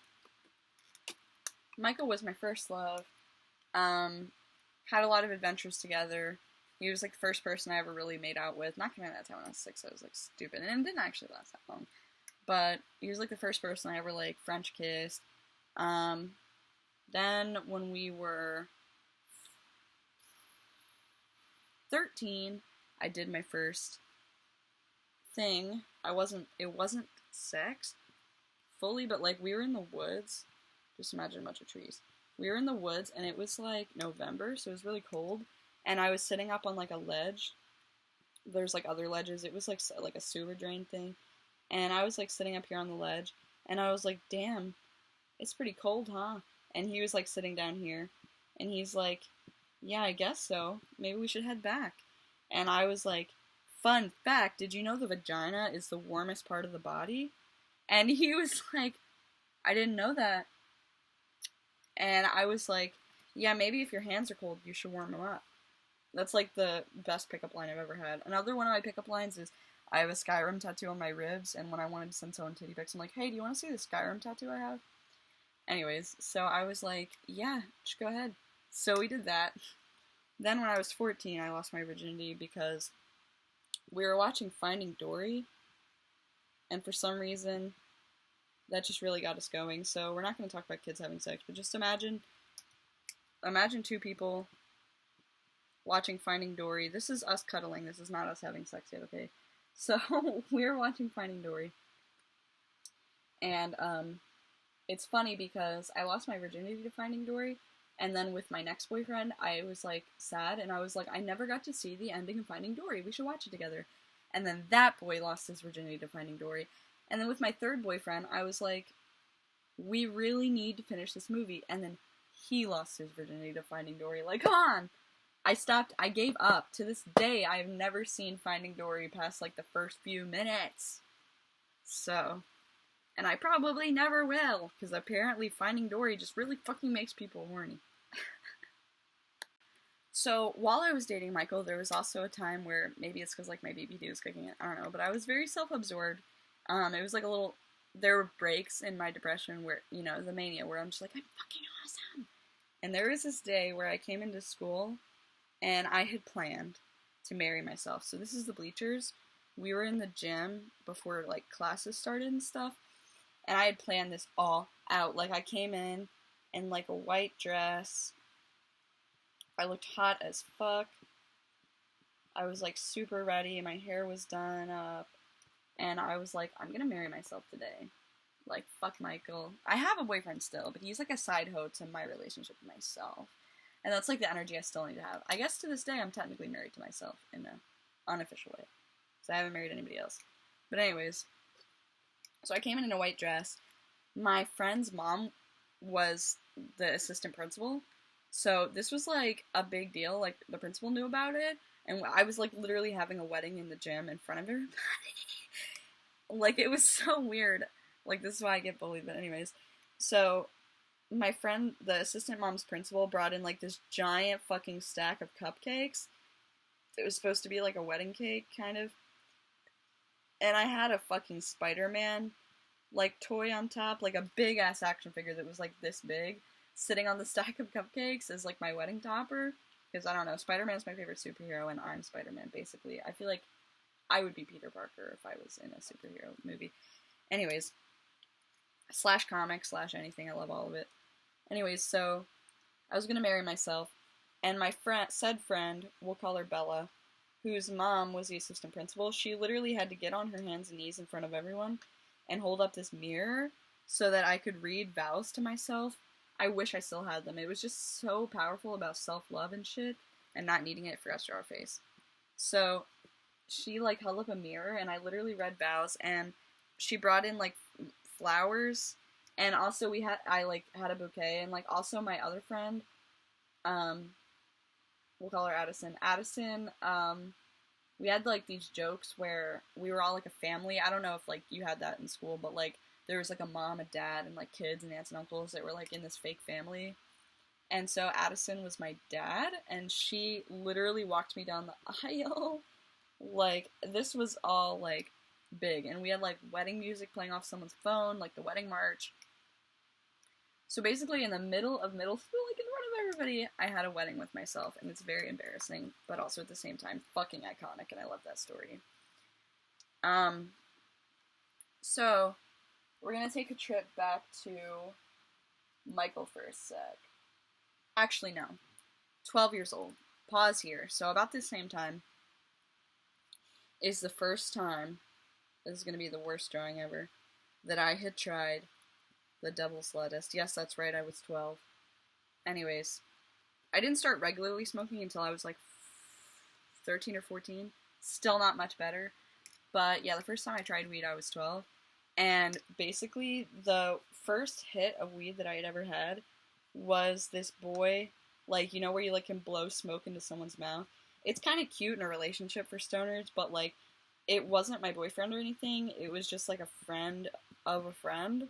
Like, I was, like, my best friend, we'll call him Toilet, because that's an inside joke. Anyways, Toilet was here, and this other guy, we'll call him Macy, was here, and we were all just hanging out. This guy, we'll call him Chunk.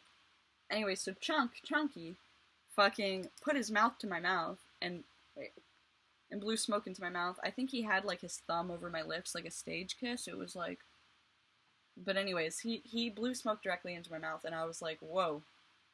Stoners do this shit? This weird. Little did I know they don't do that shit. Anyways, so then we're in high school, my freshman year, and things were starting to look up. I was getting into more clubs and stuff. I was in anime club, I was in book club, I was in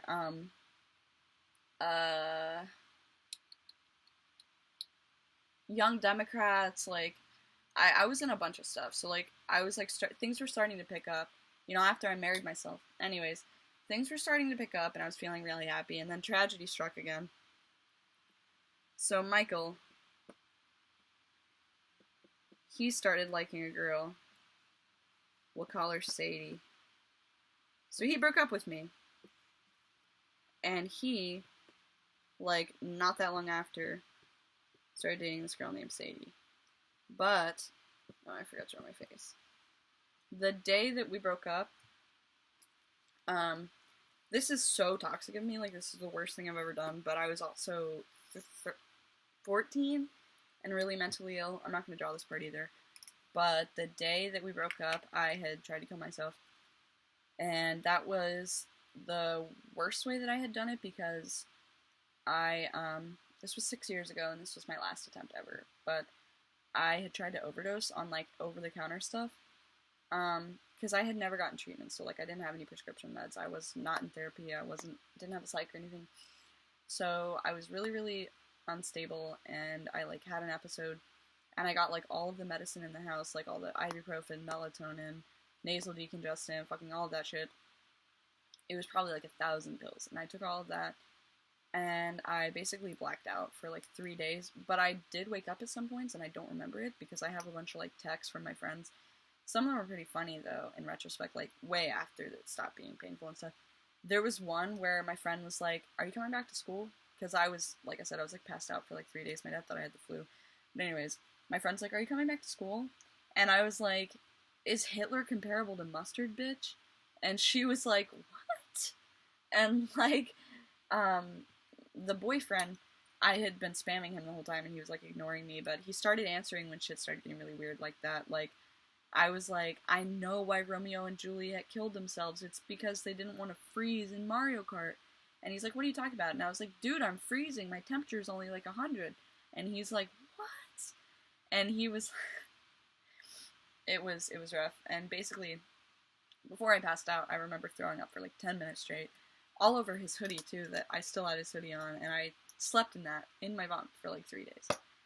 So that was really rough. That is when I really started believing in God, because I basically, when I had passed out, like, okay, so first I just saw the stereotypical, like, white light, like, and I saw myself, like, in third person, like, floating towards it, and it felt like the opposite of, I was, like, super relaxed. It felt like the opposite of when you, like, drop in your sleep. I was, like, and it felt amazing, because I felt so heavy, like, when I took the stuff. First, I was, like, shaking, and then I started getting tunnel vision, and everything went black, and I felt like I was made of stone, probably, like, from the, like, DXM from, like, the Benadryl and stuff.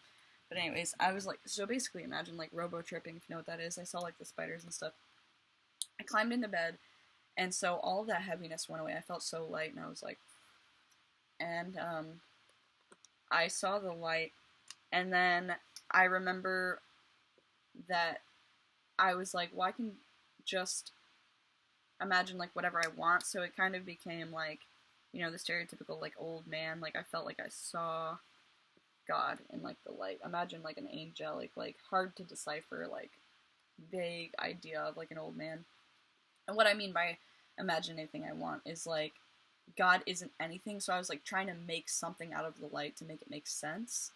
And so I saw kind of, like, you know, like, where your mind, like, makes faces where there aren't, like, in patterns and stuff. So I was, like, kind of, it was coming to me. And God was like, "You are dying." Like, imagine, like, a big booming voice that's like, "You're dead. Congratulations. You have succeeded. You are dead." And I was like, "Oh, nice." And he was like, "Are you sure you really want to die? Do you really, really want to?" And I was like, mm. And he was just like, "Well, you're fucking dead, so, like, you have a choice. I love you, so, like, I'm gonna let you, like, go back and not fuck this up. Like, ever again, because the next time you do some shit like this, you're gonna really die. Like, I'm not gonna save you. But this is, like, your one chance to, like, turn around. And he's like, so I'll ask you one more time, do you want to die? And I was like, I want to live. So he sent me back. I believe that was real. But could have just been tripping, you know, I'm open to anything. Atheists can say whatever they want. I accept that. But anyways, so I came back. I was alive, threw up for like 10 minutes. Came back to school 3 days later, and Michael was ignoring me, started hanging out with Sadie and stuff, and they started dating. Unfortunately. None of my friends knew until way later, so this was like really secret. Really nobody knew. And then there was this one time I was walking around the track for gym class, and this is the first person that I ever told. So I was walking around the track for gym class with my friend Bella, who had helped me get married to myself in middle school, and I told her, and she got so pissed at me. She was like screaming at me, and she's like, you better never fucking do that shit again, because it would be so unfair, I would lose you. And we had like a huge fight, and she's like, you're selfish, you don't care what it would do to everyone else. And I still kind of believe that a little bit. It's hard because it's like, it's not your fault that you're mentally ill, and like people die of depression. I don't think that it's like them consciously being selfish, but at the same time, like, you really have to consider like that it isn't just you, and it will, like, the world will continue, and people will be stuck with your dead ass, and it will suck, because I've lost people to suicide, and it sucks. So she was really pissed at me. She made me promise never to do it again, and I kept that promise, because I haven't even attempted since then, and I'm 20 now. So remember, I was a freshman. One of the clubs I forgot to say that I was a part of, which is really important, was drama club. I was a theater kid. That's not obvious. So, no offense to theater kids, but, I mean, look at me. I'm a theater kid. Anyways, when I was in theater, after Michael had broken up with me, I started liking this boy named, we'll call him Ryan, okay? Me and Ryan ended up getting together because he was homeschooled, but his uncle was the director, okay?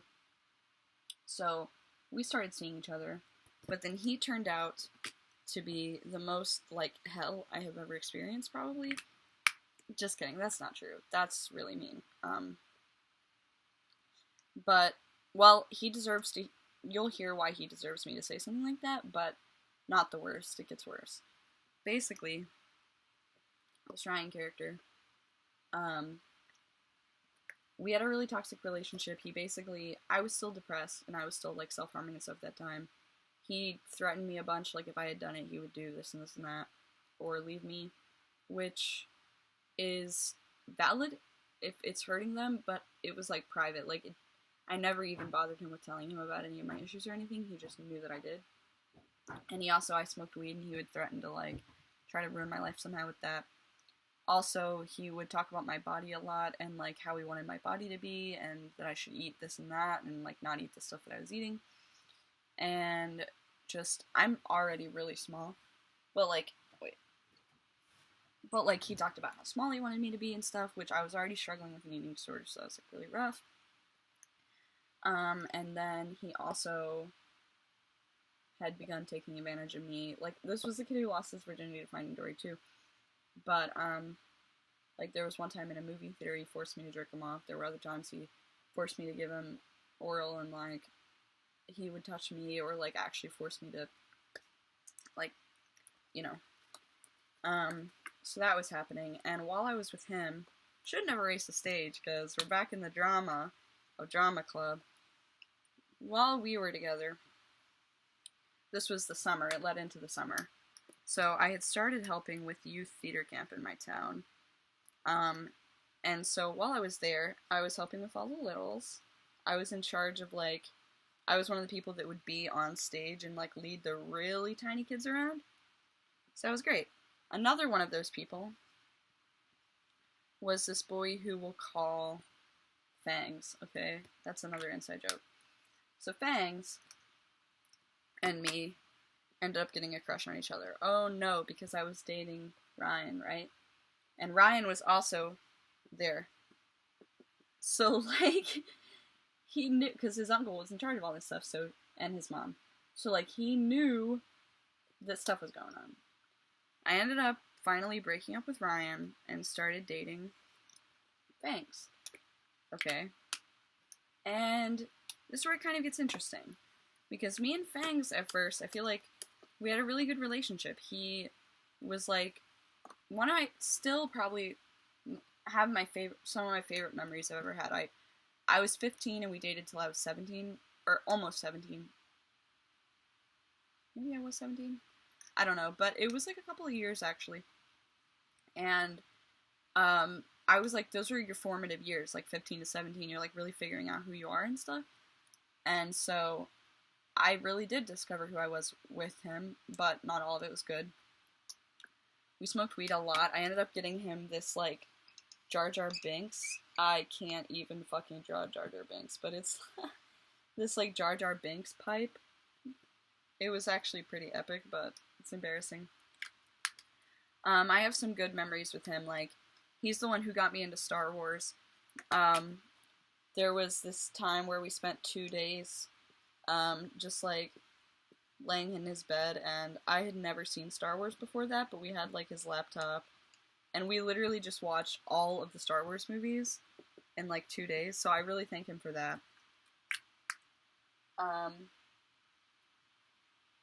But basically, we had a really toxic relationship too. It started out as a joke, but we would like say that we hated each other instead of saying we loved each other, and then it became real. We would just be like, I hate you, I hate you. There was one time we were arguing on the phone and he kicked a hole in the wall. There was one time where he was holding a knife to his throat and like threatening that he would kill himself because I was depressed. And like I would talk about how I was suicidal, but I wasn't going to do anything, and he knew that. But I was like venting because I didn't have a therapist or anything. I don't know, he was my boyfriend, so I was like telling him how I felt, and he was like, just shut up and do it already, I'll fucking do it first.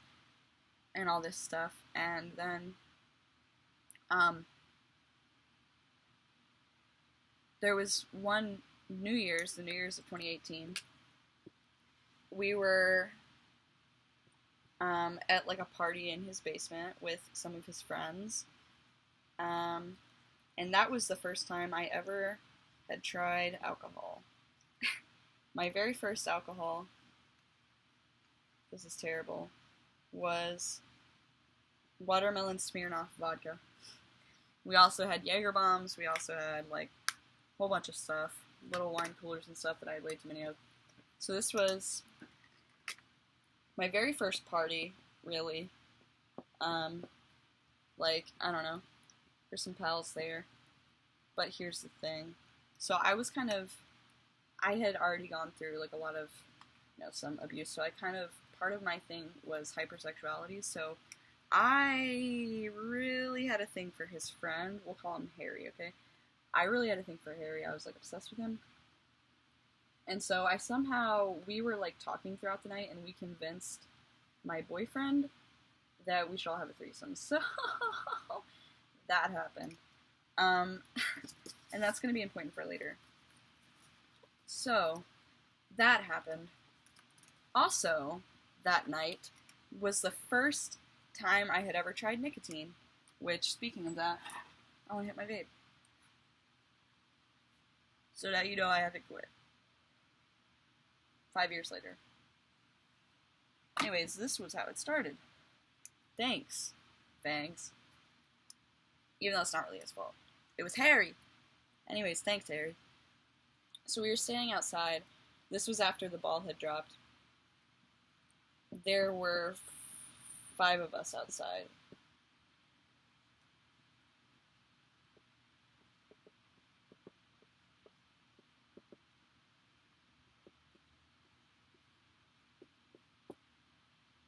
So there was me, Fangs, Harry, their other friend, and then Fangs' little brother. Okay, and imagine this is a circle. We were all standing around in a circle, and Harry had bought cigars for us. It was cherry, wine and wood, black and mild. To this day, still my favorite form of nicotine. They hit. They're so good. But, kind of regret that because then I got addicted to nicotine. But Harry bought those all for us. Pretty sure that was, yeah, it was still when it was 18 and not fucking 21. Yeah, now I have to do, like, fucking deals like I'm a criminal.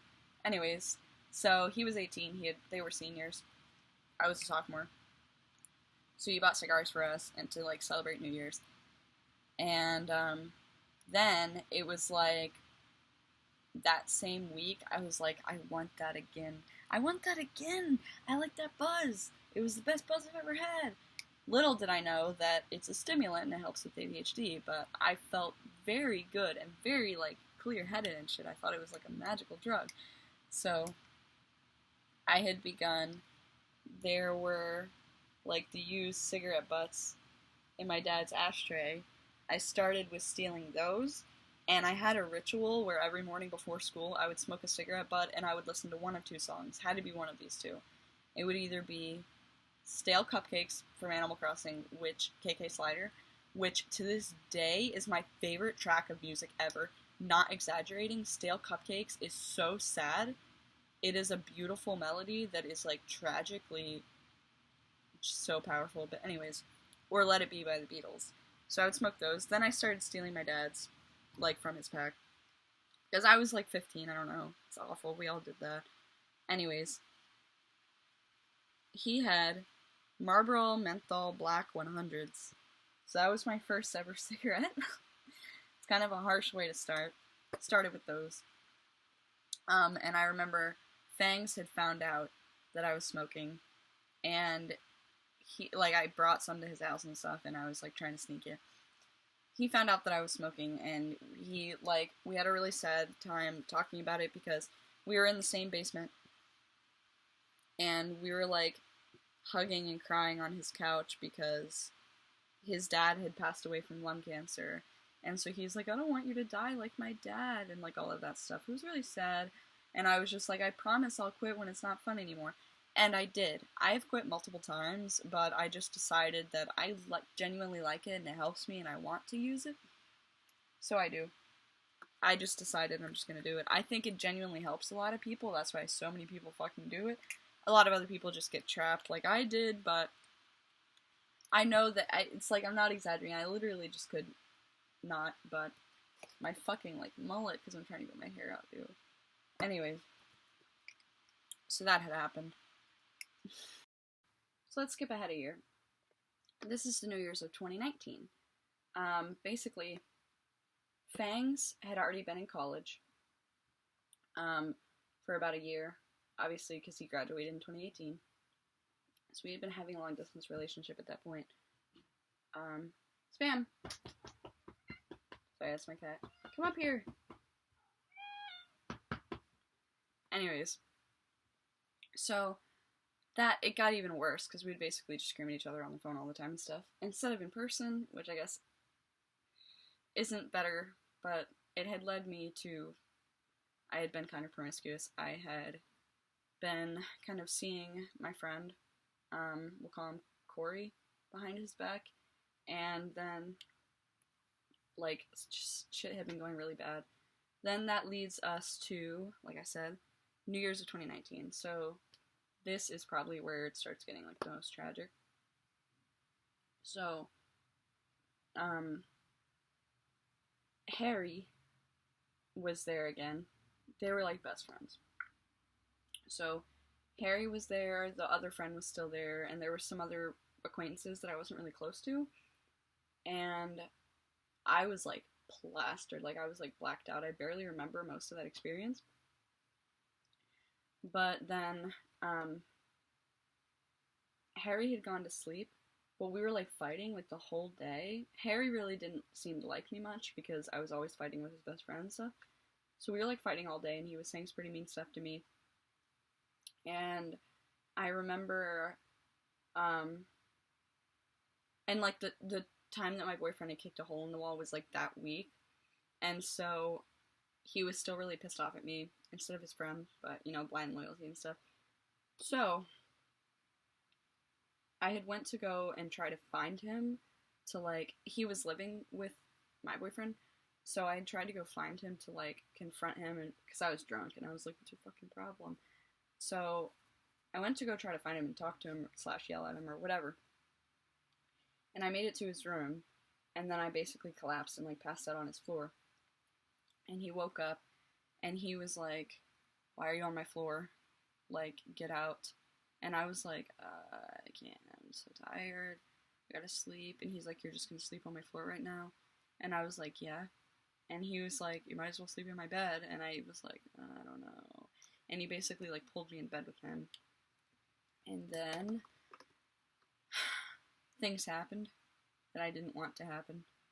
But it ended up we've talked about it a lot since then.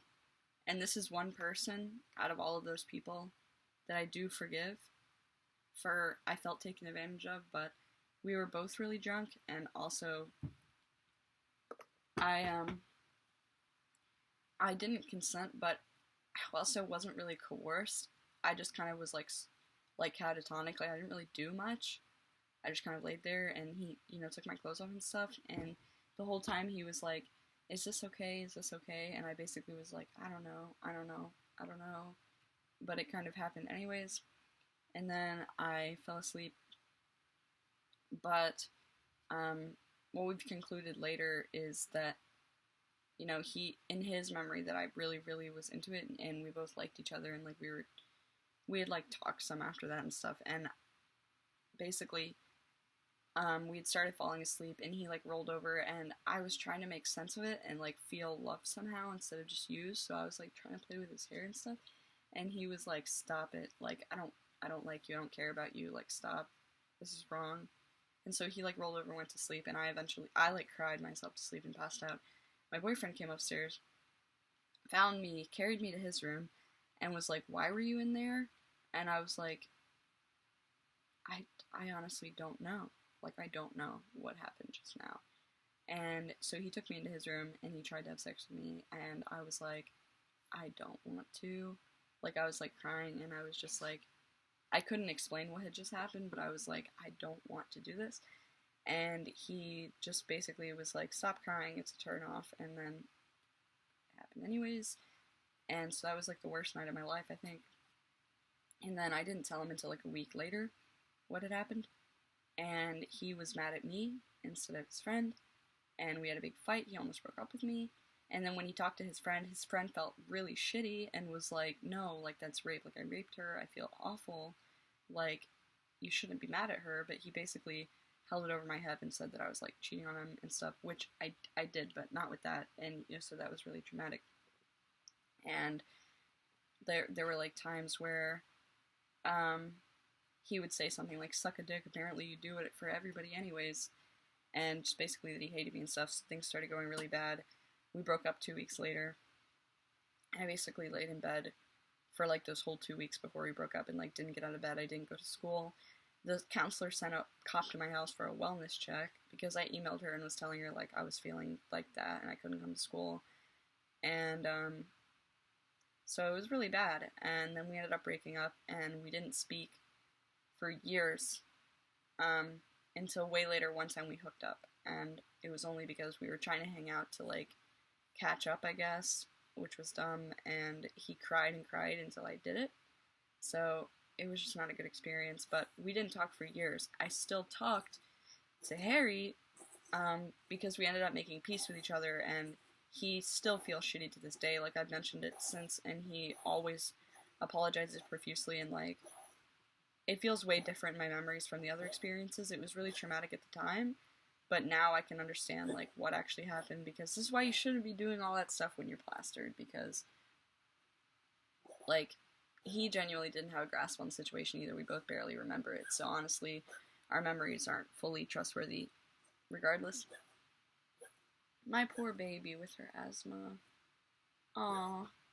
Charlie, you okay? Okay. Anyways,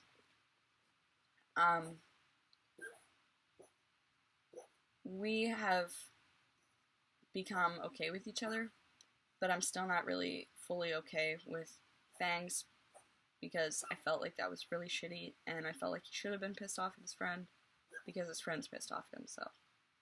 And I wouldn't be close with any of them I don't talk to anybody that I talked to in high school anymore. But I was in a lot of friend groups. Like, I was with, like, the Goss, I was with the Stoner Kids. That was my main gang. We were all cringe, so we talked about fucking Hitler and shit. It was awful. We were all communists. But anyways, I was with, like, the theater kids, and I had some friends that were, like, not the popular kids, but, like, the bridge between trash and popular kids. Like, they were friends with the both of us. So, like, kind of preppy, stuck-up kids that probably used to bully me in middle school, and we ended up, like, making up or whatever. But, yeah, I had so many friends in different groups, but at the same time I felt very alone. Like, that was the worst part of my life, and I hadn't been close with anyone. At that time, like, I just kind of withdrew totally, and that was, like, some of the worst parts of my life. I was 17, and so I was in math class one day, and I had missed the day before, and I was supposed to take a test. So I was sitting there. This was in, like, February. So I was, like, in the back of the class. Imagine everybody else. I was supposed to take a test the day before. And usually when you come in a day late, you get to schedule it. Like, hey, I'll come in on Thursday during lunch or something, or stay after school. And that didn't happen because my teacher was a dick. So she was like, no, you have to take the test right now, because I guess, I don't know, I had, like, all A's, but she just, I guess she thought I wasn't applying myself and stuff. She thought I was slacking because I did skip school and stuff. So I had to take the test. And basically, instead of actually taking the test, I had it in front of me, but instead I just, like, wrote down, like, basically every trauma that had ever happened to me, like, just trauma dumped immediately, including what had happened at New Year's.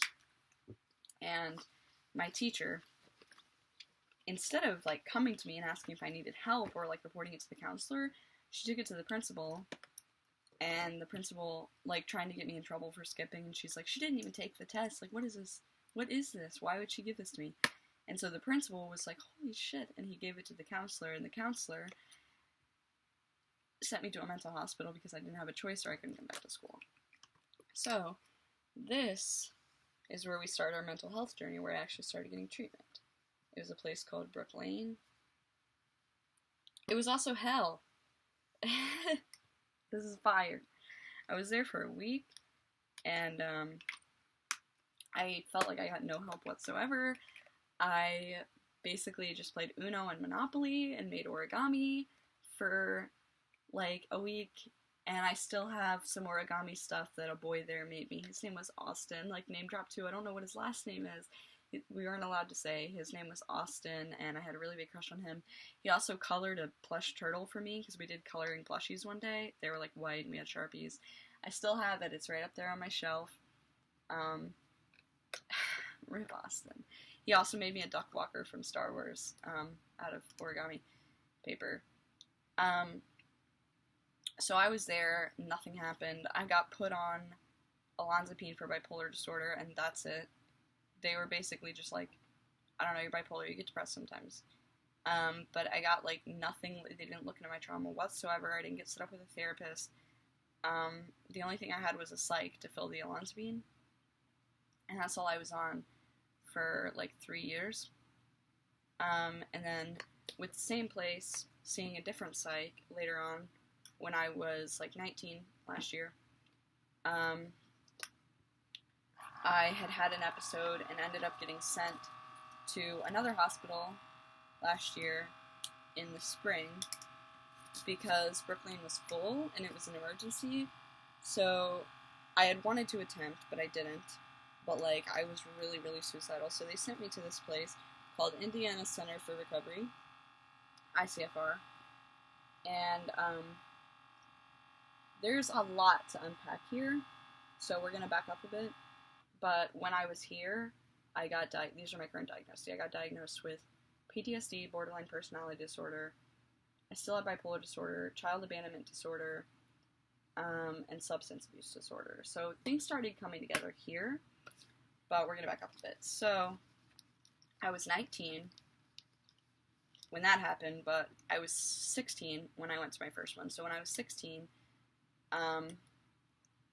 I was single for a while. Like, after all this stuff happened, I was trying really hard to focus on myself and, like, get away from men.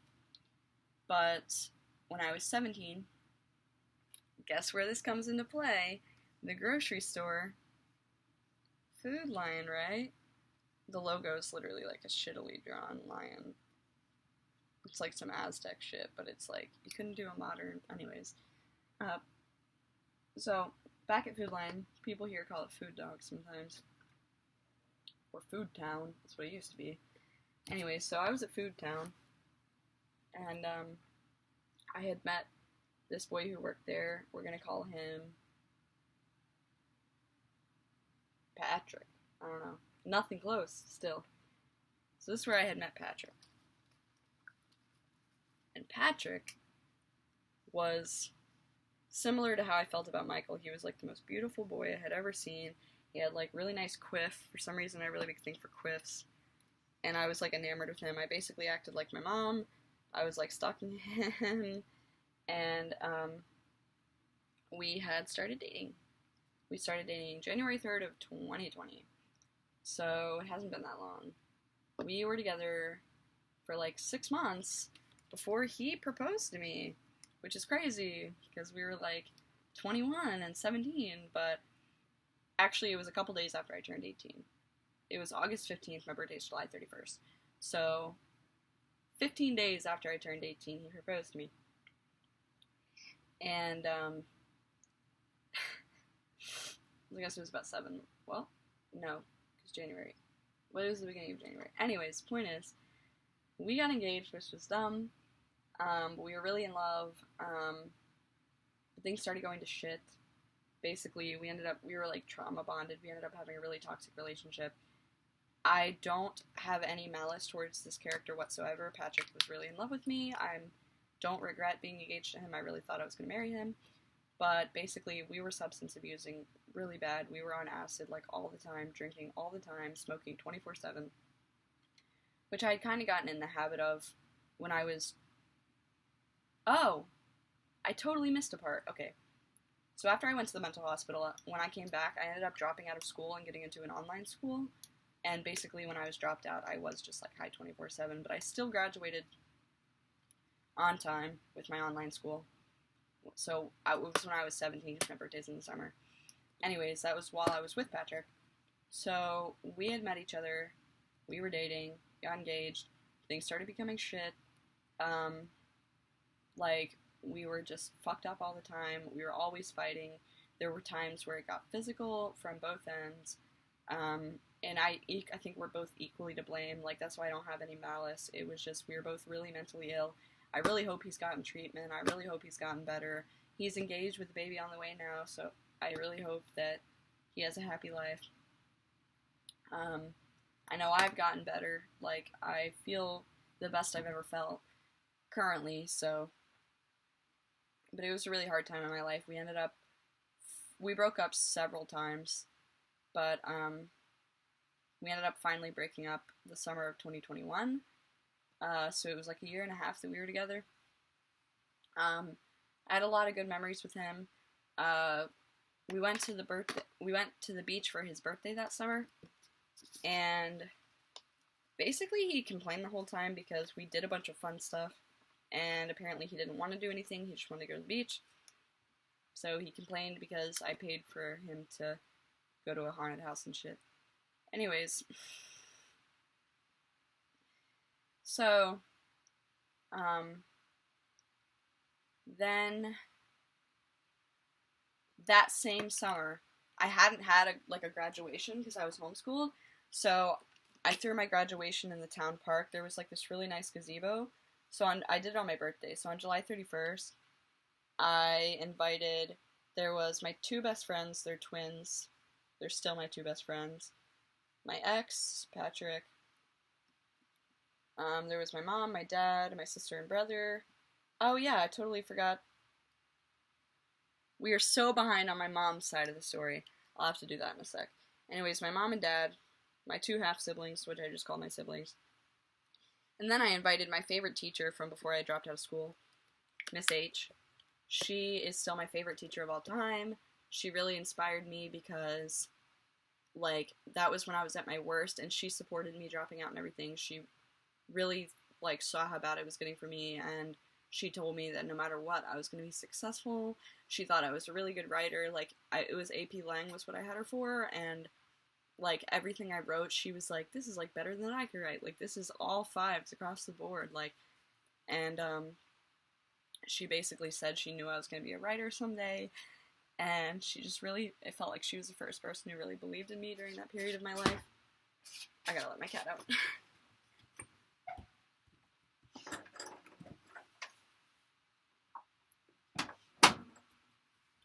She was the first person who believed in me, I felt, at that point in my life. So, really love Miss H. I invited her to do my guest, like, speaker speech for these, like, 7 people? So, it was silly, but she gave a really touching speech about how awesome I was, and how much she cared about me, and how much she believed in me, and how I was going to do anything that I wanted with my life, and that I was going to go far. You're going to go far, kid. And then I gave a speech where I cried a bunch. I decorated my cap, because I wouldn't have been able to do that for my school, but since I was homeschooled, now I could. So I decorated my cap to say, how lucky I am to have something that makes saying goodbye so hard. And it had it's a Winnie the Pooh quote. It had Winnie the Pooh with, like, balloons. It's hanging up over there, but I gave my speech, I threw my cap, and, like, we ate cake that my mom made, and my graduation song that I picked was Champions by Queen, and I played that on my record player at the park, because there's a little outlet up here. And then the next day we went paintballing for my birthday, and then, like I said, we got engaged, like, 14 days after that. And then, that fall, like, a couple days after that, I went to college.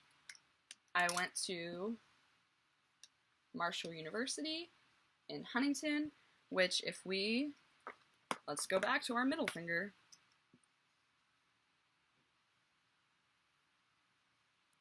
Huntington is over here, so I was over here. It was about a 6-hour drive, so it was pretty far away from my family and my boyfriend and everything, well, my fiance and everything, so he had to come visit me a few times.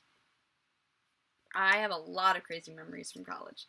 I ended up dropping out of that too and getting into an online college, which I ended up leaving last spring / early summer because of my mental health and finances. I just decided it's not for me. I'm gonna get another path that I don't have to go to college for, because there's plenty of good things being a simple man like my dad a little bit, but also kind of an entrepreneur like my mom. So much I want to do that I don't need to go to school for. So, while I was in college, a core memory that I should tell regarding my fiance was there was a girl. Stop, please. There was a girl named, we'll call her Allie, okay? So there was a girl named Allie who I had a really big crush on. She was so pretty. And one night, me, her, and one other person had drank an entire large bottle of tequila Patron Silver. So we were plastered, and basically, we just made out behind an electrical box, like, on campus. We were just hiding behind an electrical box, like, smacking lips, sucking face. And I told my boyfriend about it, and we broke up, one of the many millions of times that we broke up. Then we ended up getting back together. While we were broken up, though, I almost had sex with a homeless person, but I didn't, because listen to this story. So, this is my favorite story from college. There was a guy who had his bike on campus, but he didn't go to our school. He was, like, 30, and he was sitting there, like, trying to fix a gold chain that was, like, tangled. And so me and my friend, we'll call her, I don't know, Alice. Me and Alice were sitting there like, who is this guy? Because we were, like, drunk, and we were just like, I don't know, he's kind of cute. Like, what is his deal? And so we went over and offered to hold the flashlight, because we were like, can we try? And he's like, no, like, you're not touching my gold. So he was like a thug, I don't know. So we offered to hold the flashlight. So here I was holding my phone, for a flashlight for him to untangle his chain. Then we tried for like an hour and we couldn't. So we all ended up sitting on a bench while I was sitting on the ground. Alice and this man who still, we hadn't learned his name yet. And I was sitting on the ground. We were sitting there, and he was still trying to untangle this chain. And at this point, we were passing around. He was letting us help. We ended up talking a bunch about our lives. We were all trauma dumping and stuff. We were drunk. He was probably fucked up, too.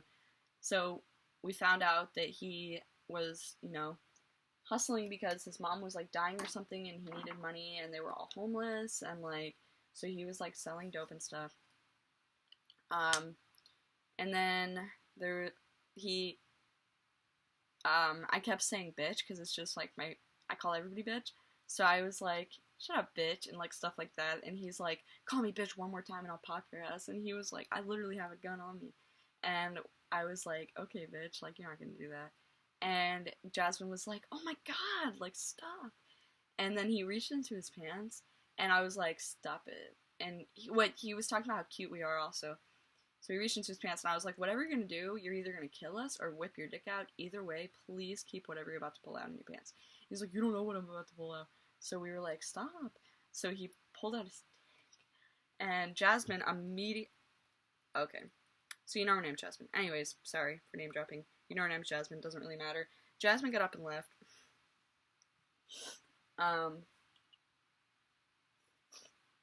Jasmine got up and left, so I ended up sitting on the bench. And I finally was like, I don't know why I still trusted this guy, but he put his dick away because I was like, nobody's interested in that shit, man. So he put it away. And he's like, why are you still hanging out with me? And I was like, I don't know, I feel a connection with you. I want to bond with you. You seem really interesting. So we were sitting there trying to untangle his chain. At this point, it was like 6 a.m. and I had class at 9 a.m. And so I was still sitting out there all night trying to help this guy. He told me that his name was Juan, but he said that's not his real name, and that if I asked anybody who he was, nobody will know who that is. But he said, to you, I'm Juan. I was like, okay, Juan.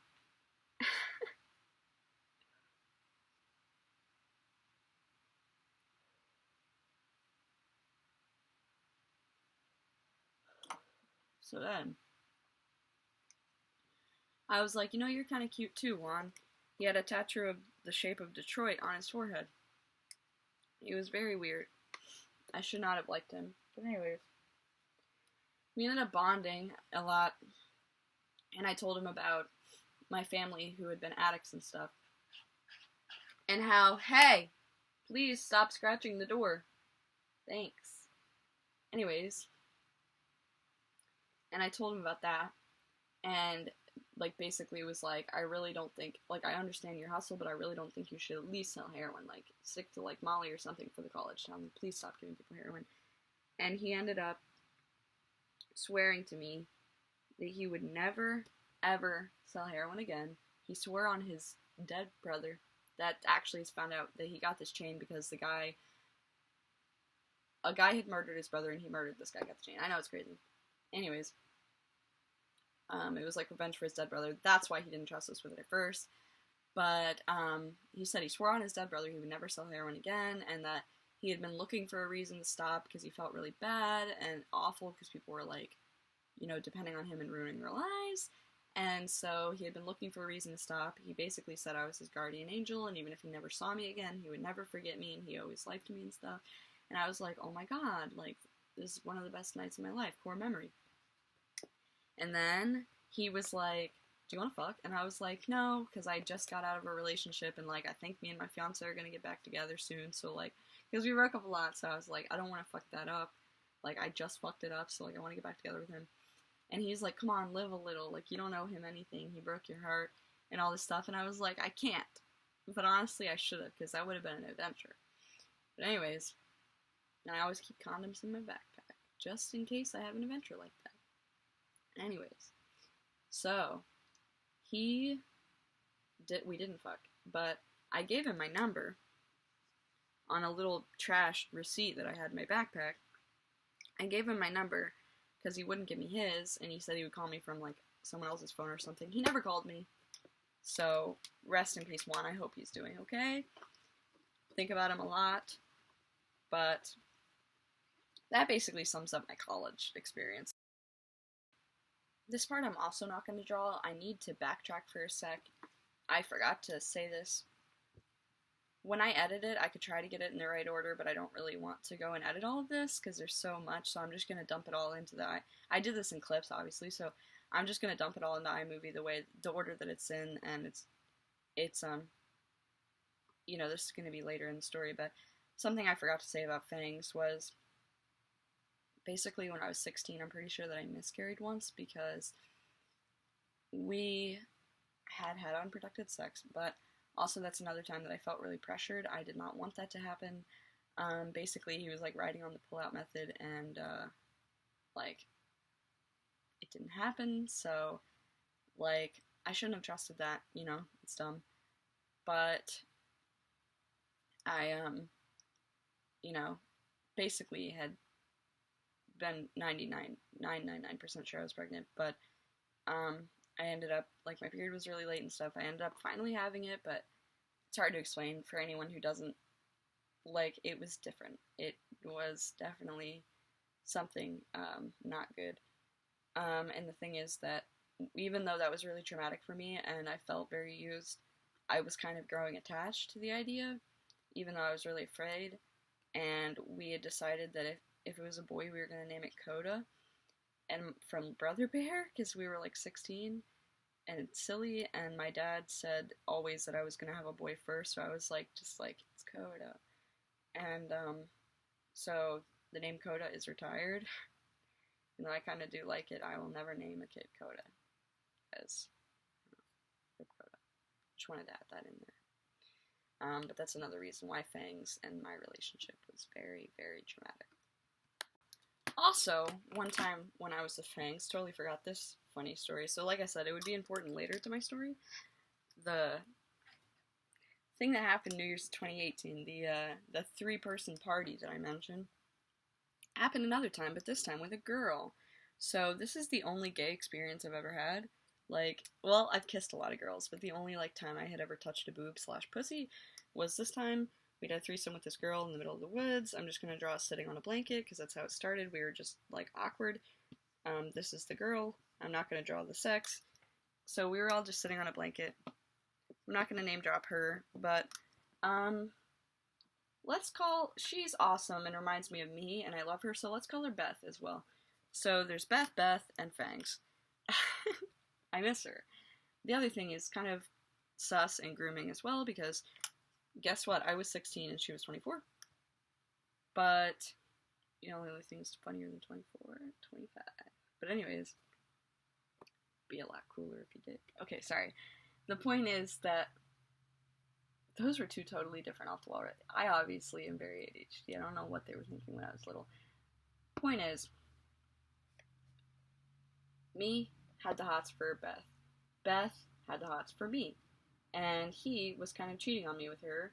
So we ended up we all just fucked and smoked weed in the woods. It was a very interesting experience. I just wanted to include that in there. I honestly still have a crush on Beth to this day.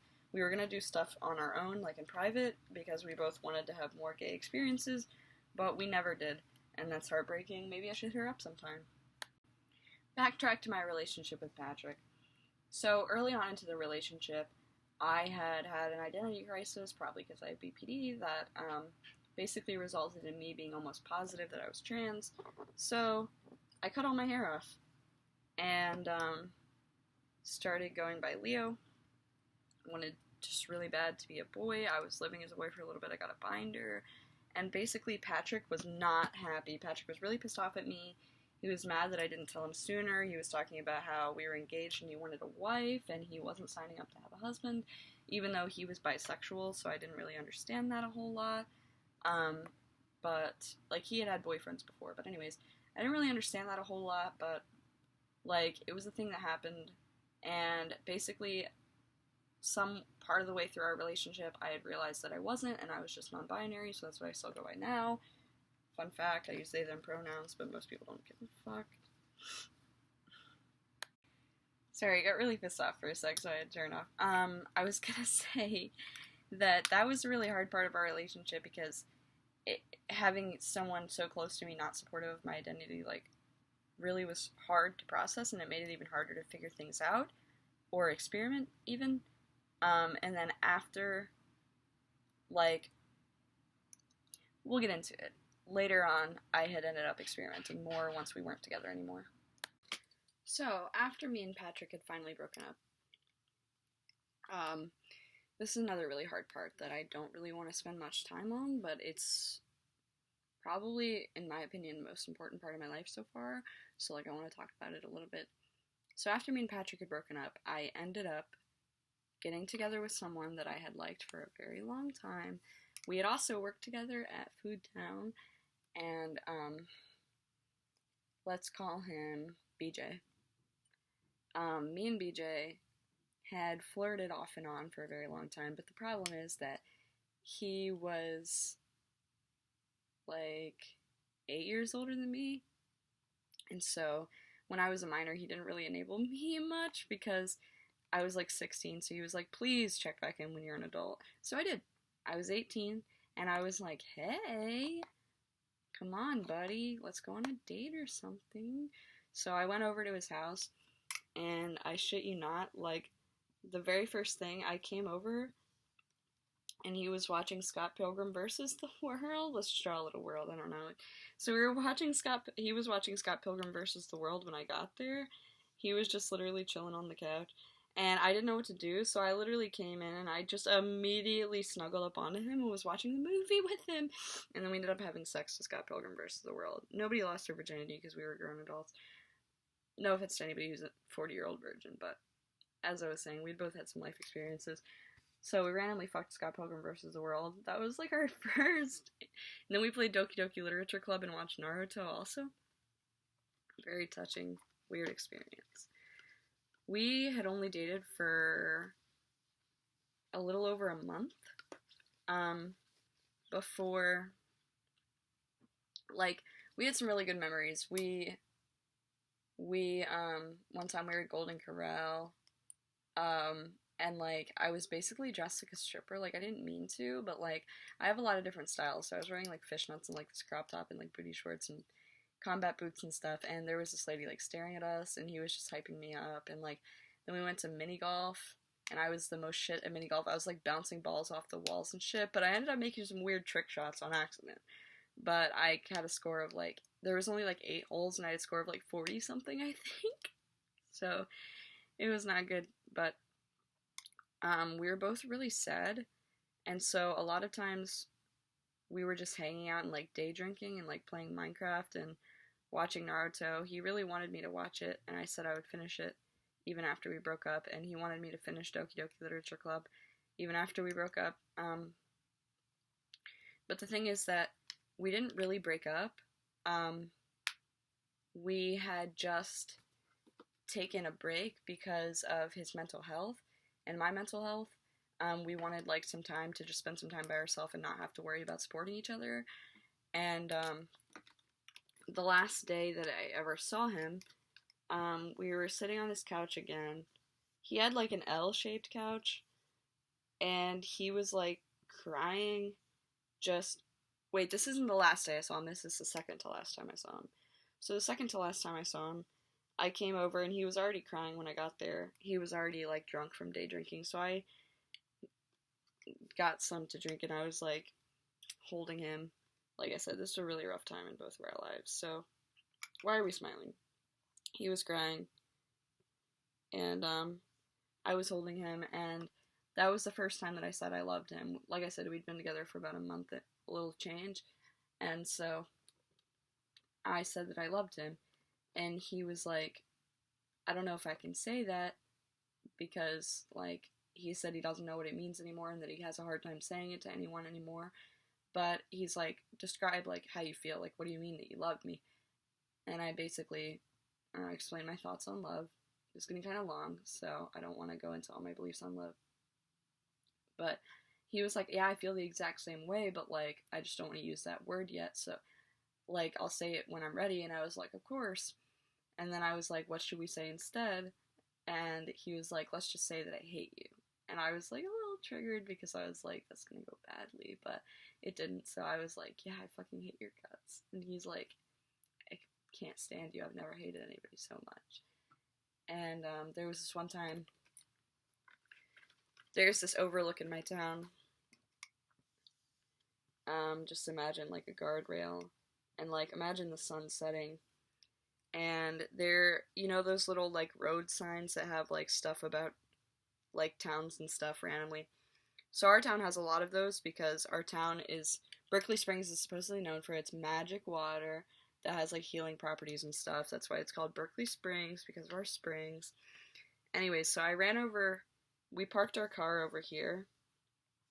It was my car, but I don't know. We drove here and we parked, and then I like Naruto ran to the sign to be like, I've never actually read this sign. Let me just see what it says. And he was standing at the car still with like his arms crossed. And I got there and I was like, what? And he's like, I'm just thinking about how I finally found the girl of my dreams. And I was like, yeah, me too. And so you can tell we had a very like, we were really sad at this point in our life, but like, because I had just been through a lot, but like we had really like found a lot of comfort in each other, and that's why we wanted to give each other space to heal and stuff. The last time that I actually saw him, I went to his house. It was really late at night. It was like midnight because I had not been able to get a hold of him for like a couple of days, and I was really worried. So I just kind of texted him and I was like, I'm coming over, please. And he was like, okay, like you can come over, but I really don't want to do anything. And I was like, it's okay. So I got there and he was sitting on his couch, and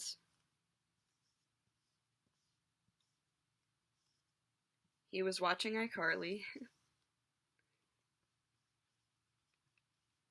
And so I came in and I awkwardly sat, like, not touching him or anything because I felt like something bad was going to happen. So this is when we decided to take a break. And, my hair. I actually had short hair at this point still. So we decided to take a break for his mental health. And he made me promise. Okay, so I'd always wanted to live in New York. That was like my dream since I was a kid. He made me promise that no matter what, even if we never got back together, which we wanted to, like it was just supposed to be a little break, but even if we never got back together, he made me swear on my life that I would finish Naruto, I would finish Doki Doki Literature Club, and that I would move to New York no matter what. And I made him promise that he would finish Chobits, which is my favorite anime. He was obsessed with Naruto. He had like cats named after Naruto characters and stuff. Sasuke, I think, was one of them. But anyways, or maybe not Sasuke. God, fuck. Why can I not remember? Point is, not Sasuke. Another nice Naruto name for a cat. But I don't know why I'm hyped for this saying that. I could have said Sasuke. You wouldn't know. In case anyone who knows sees it, yeah, I know. I remember the dog's name is Loki. But anyways, so he made me promise those things. And then he walked me out to my car. And like I said, this is the last time I ever saw him. He walked me out to my car. Here's my car. It was outside his apartment. Because he was grown and didn't live with his parents like I do. So I was standing there, and I wasn't sure, like, if we would kiss or anything, or, like, what I should do, because we just, like, took a break. He was also, like, 6'4", and I'm 5 foot, so imagine this. We were, like, saying goodbye and hugging and stuff, and promising that we would see each other again, and that it would all be okay.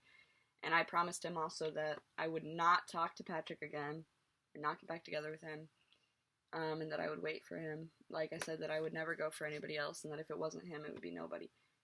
And then he, like, basically broke his entire back to kiss me on the forehead. And he told me that he hated me. And I said, yeah, I hate you. And I was like, are we still gonna be friends right now? Like, are we gonna talk? And he's like, no, I hate you. We're not friends. And I was like, shut up. Like, yeah, okay, we'll be friends. And I was like, I hate you. I'll always hate you.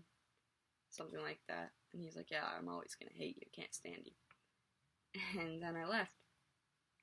And then, guess what I did? I ended up talking to Patrick to, like, hook up, like, a rebound, because I was really depressed, because I really was already depressed, and then I missed BJ a lot. And so I had, like, randomly had to hook up with Patrick. We ended up kind of talking. We weren't really back together, but we were, like, kind of talking, and BJ knew, and I felt so shitty. And then, like, a few weeks later, BJ mysteriously passed away from an aneurysm, and it was really, really tragic, and just so random. It felt so sad, like, you know, hate when things like that happen, because you know that it's not anybody's fault, and it's just kind of, like, you know, I don't know. I feel like, in a way, he was saved, because he was so, so sad, that it's like, you know, he gets a break now, and he can, like, relax in heaven, whatever you get to do in heaven, except he didn't believe in heaven, he was an atheist, so it's like, I don't know what happened to him, but, I was with Patrick the day that I found out, which, the most sad thing is that I found out from a Facebook post, because I don't think his family really knew much that we were, like, together and stuff. I don't really know what they knew, but I hadn't met his parents yet and stuff.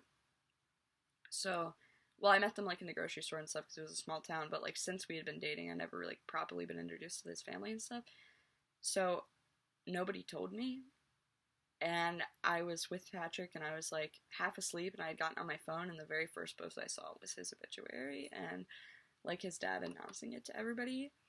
And so I drove home. We had just done acid, by the way, so I was, like, super hungover, but I drove home. Patrick had to work. He worked at the bar, which was, like, attached. We were at his friend's house, who his parents owned the bar, so we were, like, right there. And I just got up. I told him, and I was like, he was like, what? And I was like, I'm going home. So I went home, cried my eyes out for, like, 2 weeks. I just watched the entirety of The Fosters in 2 weeks. I randomly picked it and just started watching it because I needed to, like, do something without thinking about anything. And Patrick was really mad at me. Really, really mad at me for caring that BJ had passed away. And so I broke up with him because he just could not understand why I still cared.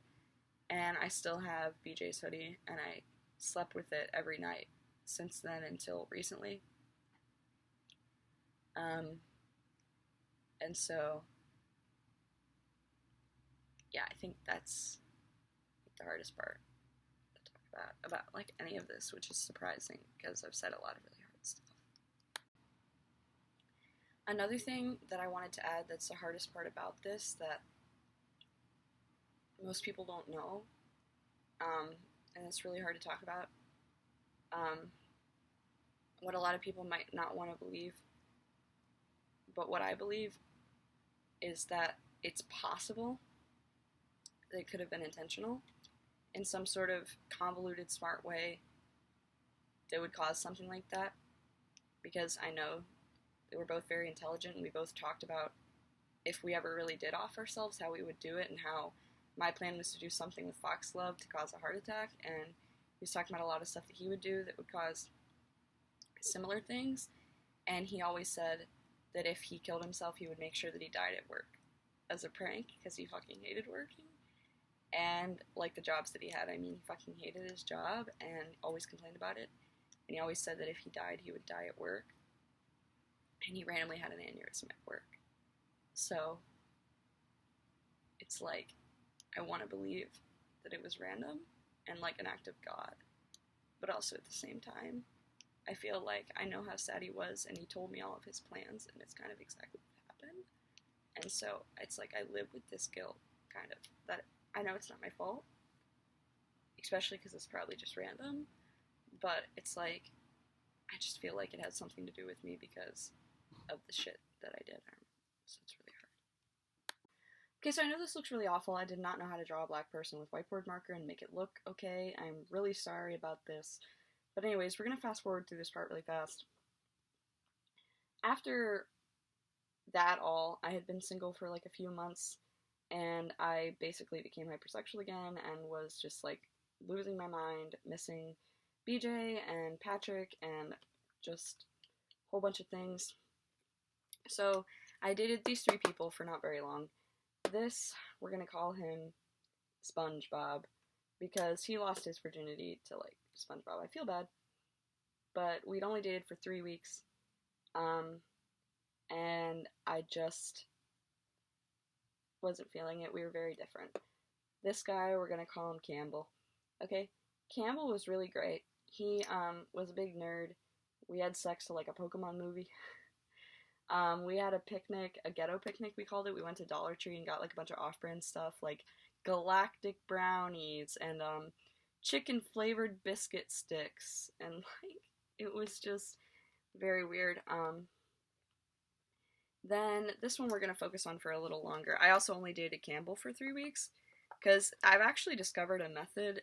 I don't do it on purpose, but like I've figured out my relationships have either lasted 3 weeks or years most of the time. This is a weird exception, but so like if they don't pass the 3-week mark, then like they get to the 3-week mark, and I guess that's when my brain just decides like, okay, trial period over. It's sad that a lot of people have lost their virginity within those 3 weeks, and they get their heart extremely broken, harder than I would. But you know, say la vie. Then this guy, we're gonna call him Cheese Puff. The names are becoming so bullshit. I'm sorry. I'm running out of like bullshit names that aren't gonna name these people. Okay, so Cheese Puff. He was a really good guy. We also met at Food Town. He was super, super nice, like one of the nicest people I've ever met in my life, but he also had a lot of issues. It was similar to Patrick. It was very toxic. We dated for like 2 months, and maybe 4 months, and we fought so much. And one time, right before okay, so I'd mentioned that I had a suicidal episode and got sent to ICFR in Indiana. It was because it was like kind of getting abusive in a not physical sense, but like he had just been really awful to me. And then there was an episode where, well, we had both been kind of awful to each other, but I felt like it was kind of unbalanced. I felt like he was really manipulative with his issues. And then there was an episode where he slit his throat, like actually not deep enough to like really hurt him, but there was like blood on him and the knife, and I was trying to pull it away from him, and it cut my hand a little bit, and that's what kind of sent me into an episode where I was like, I can't live like this anymore. I was still working at Food Town, which I fucking hated. It became hell. There was so much drama, and like it just, I was like at a breaking point, probably my rock bottom, honestly. So I called and got sent to ICFR. We were still technically dating, but while I was there, I had met this boy who we're gonna call David. David, another experience where it was like, this is a doorway, by the way, this is gonna be important. It's one of those experiences where it's like, this is the most wonderful person I've ever met. He really understands me. And it was the first person besides BJ that I was like, I think this person is just like me. Like, they're gonna be my person. And I was so sure of it. We were in a mental hospital, so we couldn't do much, but we would like play video games together a lot and stuff, and we basically spent like 3 weeks, because girls couldn't go in boys' rooms. We basically spent like 3 weeks just sitting in his doorway, just like this, talking. And we would get up at like 5 a.m. and talk until like 1 a.m. when they made us go in our room. Like, we would sit there and sleep for like 4 hours, literally just to talk to each other. And we talked about so much. One more like trauma bond, because we were just trauma dumping, and we figured out we had a very similar life, and we understood each other, and we knew what we were going through, and we just, I don't know, we fell in love. And I had already knew that I wanted to leave Cheese Puff, so I didn't want to come home to that. And so we just, I don't know, another episode of cheating. It's awful, but I was in a really bad spot, and this person felt like a white knight, like felt like they saved me. and brought me out of a really dark place, especially because this mental hospital also didn't do shit except gave me some good diagnoses.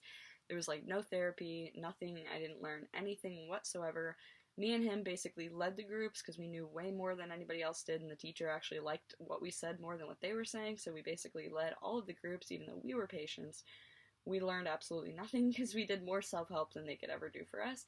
So that's why we just enjoyed and learned way more from each other and some other patients. I met some really great people there. I'm still friends with a lot of them. Basically, we fell in love. I came home. I ended up, that night breaking up with Cheese Puff. And he was homeless when we had started dating, so he didn't have a place to go after he had been living with us. And so he didn't have a place to go after that, but he really wanted to go to Florida. So here's West Virginia. Florida's like down here. It's totally not geographically like to size.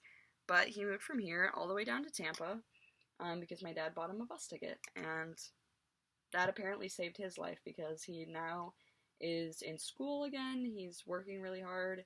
He has a good job. He has a place. And he's basically thriving, and I'm not. So I feel like that was a big blessing to him in the long run, and I feel awful for how it happened, but I'm really glad that he has a good life now. And what I was going to say is, when he left, he didn't really have much because he had been homeless when we met, but the one thing that he had was for his birthday in December, I had gotten him this Black Santa statue. It's right up on the shelf also.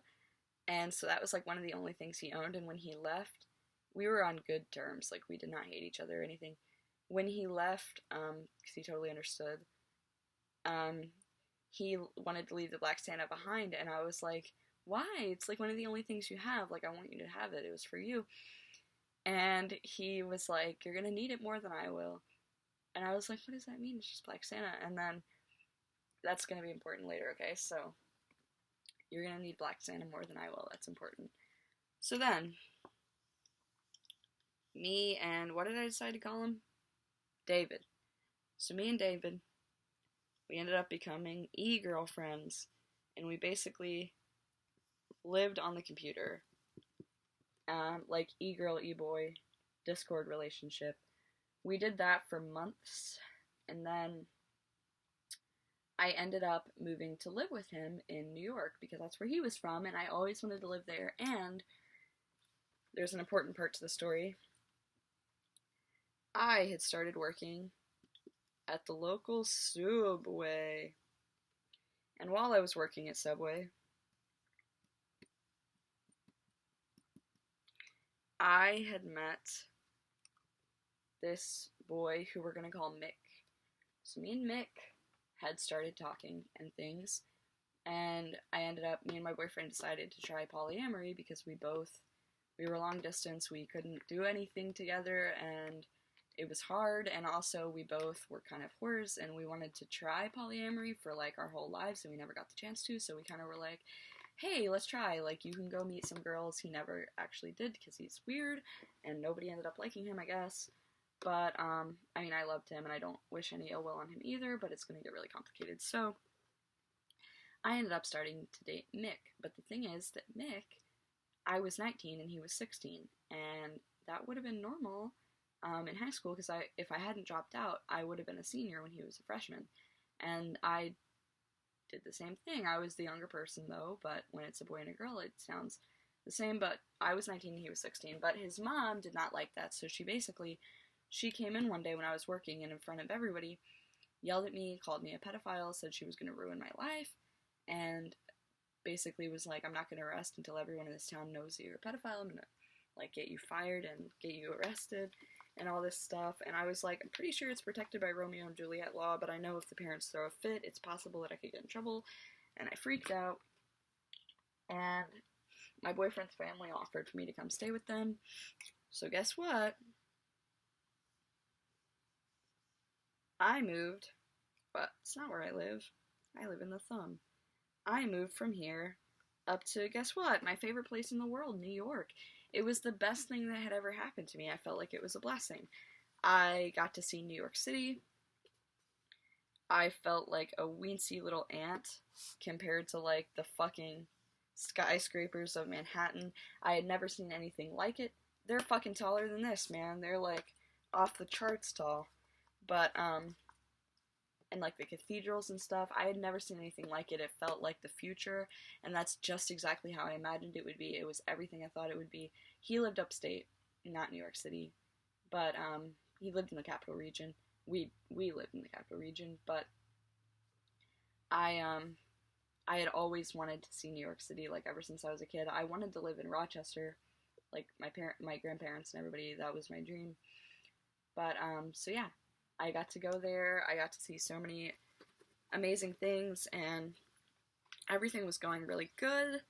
I had gotten, but this is where it started going bad. So I was there for a while. I had finally gotten a job. He didn't have one. So we were basically living off of like his dad's credit and my dad's credit and my credit, which ended up getting maxed, but it sucked at first. And then I finally had gotten a job as a mental health aide. But I'll pause that for a second. Like, I was gonna work at a mental hospital because I was revisiting, like, I want to be a therapist. So I was like, maybe I can do it because I've gotten better and I'm getting better. But it turns out the meds I were on was still not jack shit because nobody listened to me. They basically kept treating me for mania that I didn't have. I do have bipolar disorder. I do have manic episodes sometimes. I haven't really since I've been on much higher mood stabilizers. But the thing is that I'm also just, like, have ADHD really bad. So they were, like, missing that was, like, the main thing that was causing me a lot of issues. Like, doing the things I was supposed to and not... Like, I wasn't just hyperverbal because I was manic and, like, racing through everything. I literally just am like that by default. And so, like, they thought I was manic a lot when I wasn't. But I did have a manic episode because basically what I said about Coda, that had happened again. Except this time it was even worse. And I did not want it. We both had cried and said that we did not want to do it. Like, even before we had done it, we were like, please don't ever do that. And then kind of there was a time where I was like, maybe we should. Like, I was kind of in an episode and I was like, come on, like, maybe we could. But, so we tried, and that was consensual. I agree about that. But then, as far as I understand, because he was the one who, you know, I was just kind of verbally, like, you know, I was hanging on him and stuff, and I was like, come on, let's try. But then he was the one who, you know, initiated us getting naked, and he finished inside of me, so it seemed consensual at the time, but it was a stupid choice. But then that was when I was still living here, when he came to visit once.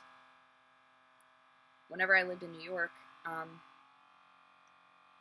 me and David, I had told him that I had, because of my trauma, I had coped with being into, like, DDLG stuff sometimes, which now I think is kind of disgusting, and it basically re-impacted me a lot, and I still have dabbled in it occasionally recently, and I really wish that I didn't, because, like I said, it just re-impacts me with my trauma and stuff, and I really shouldn't, but it does almost help me cope sometimes, because I feel like that's when it all, you know, that's the view that I had of sex since the very beginning, and so it's kind of like, it's complicated, but I had told him I didn't want to, and he kind of, I don't know, really embraced it whenever I had mentioned, like, it, and so there were times, but the thing is that there's pretending, and then I also, like, involuntarily age regress a lot when I get stressed. Like, I just have the mind of a child. It literally happens with people with BPD, like, and especially, well, like, also people with DID, they have child alters and stuff. It's similar, like, you literally just can age regress without even knowing or meaning to, and then suddenly you have the mind of a child, and you're, like, trying to operate, but you're a child, and it's very stressful being in adult situations like that. And so there were times where I was, like, genuinely age regressed, and he knew that that happened, and I felt very taken advantage of, and there were times where I did not want to have unprotected sex, and I had the mind of a child, so I couldn't really stop it, and I just kind of went along with it, and I was like, getting into it a little bit because I thought that I had to, like it was my job, because that's how he was talking to me, because that's how we did that kind of kink, so it's kind of like, you're free use, you're nothing, I'm just going to do this.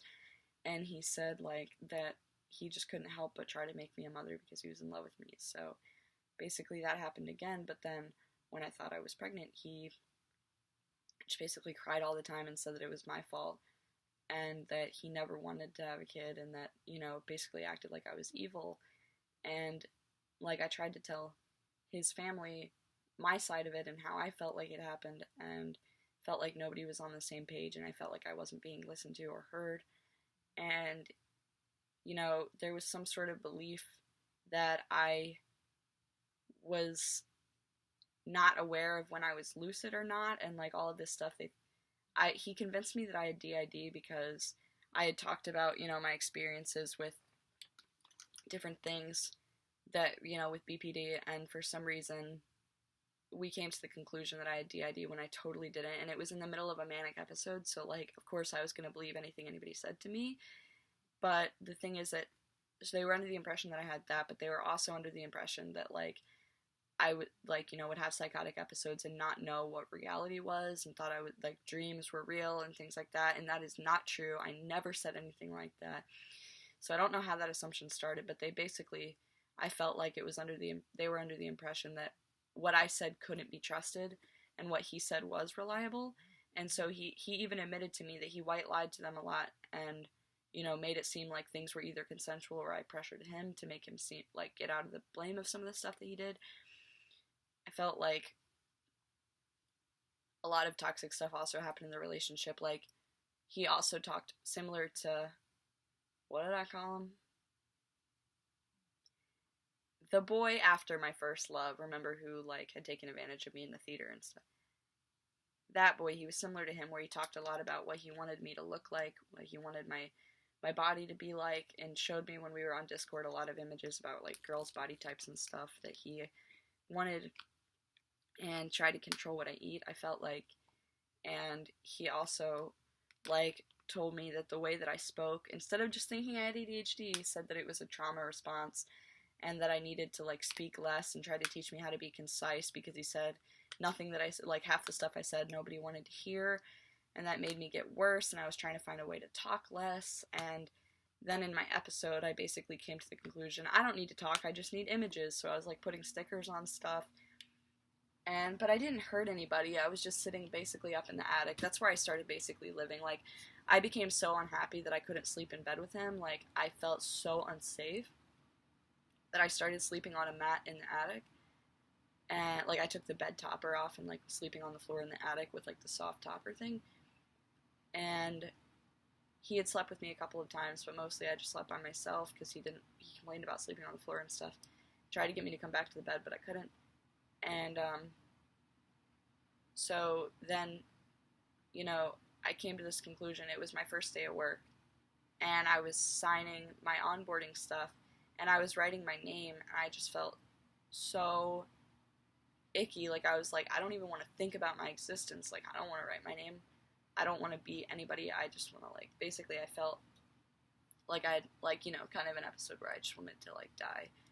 And, so I told his mom I wanted to go to the hospital, but I said I would only go if he went to a hospital too. Like, not the same one as me, but I was like, you're not understanding that, like, this kid has so many issues. Like, I feel really unsafe.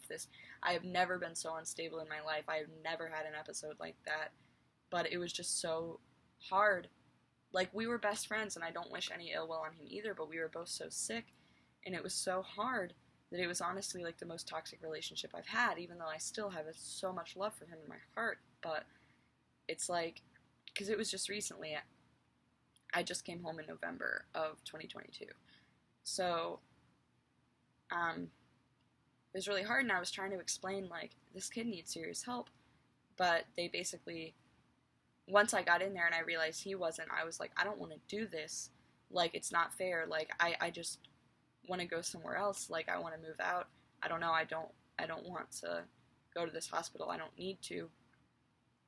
And so I felt like I was signed under duress because I was kind of in an episode, and I felt really pressured because she was standing over my shoulder, and his mom came back with me. She was very overbearing, and she also was very controlling about my meds and stuff, and tried to make me take PRNs when I didn't think they were needed, and it made me feel worse. There was also an episode where he was secretly giving me Xanax that he shouldn't have been, and I feel like it made my episode way worse, and I was like tripping on them without even knowing that I was. So that was like 90% of what they thought was an episode, I think. Because tripping on Xanax, I've heard from people who've done it on purpose, is really bad and can fuck you up. So, or some people like it, but I mean, fucks you up. That's why people recreationally do it. I wasn't. But anyways, so I felt like I was signed under duress, and she was with me the whole time in the back, like when I was doing my like intake. She was like telling them stuff, and she also knew people, so I felt like the guys were telling me that they were talking to her and stuff. And then I realized I had signed something that made her my proxy. I don't remember that, but I believe that I did, because I was really out of it. So she was talking to them and stuff, but then even after I removed her as my proxy, she was still talking to them and stuff, so I felt like she had some sort of, like, giving them insight to what she thought was going on with me, and that might have affected my treatment, which I think is a violation of HIPAA, but regardless, they were once again treating me for mania that happened but wasn't the main point. Like, they were not listening to the fact that I had just gone through all these traumatic experiences and that I was totally fine now. Like, it was just, honestly, I had become fine before I went to the hospital. It was like, there was like a week where I felt the best I've ever felt, but we had just become really unhappy. And what had happened right before I went to the hospital, right before my first day of work, was we had stayed up all night because we had a fight, because we were like half asleep and I had touched his butt, and he like freaked out, and I think he might have had some trauma too. He said that he had repressed memories that were coming out and stuff, but I touched his butt and he thought I was trying to have sex with him, and I wasn't. And so he like freaked out and was yelling at me, and I was yelling back, and I basically said, leave, like, go sleep in our bed, like, I'm sleeping up here, get the fuck out, I don't feel safe with you here, like, and because I was getting into an episode, and so I tried to get him to leave, and he wouldn't. He was being really stubborn. He wanted to stay in the attic, and it was my only safe space, so I did yell a lot, which I'm sure woke up his parents. I felt really awful for that, for being a burden to them. I hate fighting in other people's houses. But that had happened, and then we stayed up all night. We had eventually made up, but I had to go to work, and then so that was like on my mind. Like, I was just thinking, like, this guy is somehow thinking that I'm like assaulting, that I'm I'm like this predator, and I was like, have I been, like, is this all my fault? And I was like spiraling, and so that's why the next day I was like, something's gotta happen. Like, I can't go to work like this, like, especially not in mental health. I'm not gonna be able to help somebody with this stuff. And so that's when I felt like I was signed under arrest. And once I calmed down the next day, like, some are very short-lived. It was just hypomania that day. So, like, I was fine. Like, once I settled into the hospital, I was like, dude, I need to leave. And then I started getting manic because I was paranoid about, like, her being involved. And, like, I just thought, like, everybody was out to get me, because I started freaking out again. And then so there was an exception where I, like, yelled at one of the nurses to, like, get me the hell out of here, and they wouldn't. So I was there for like a week and a half.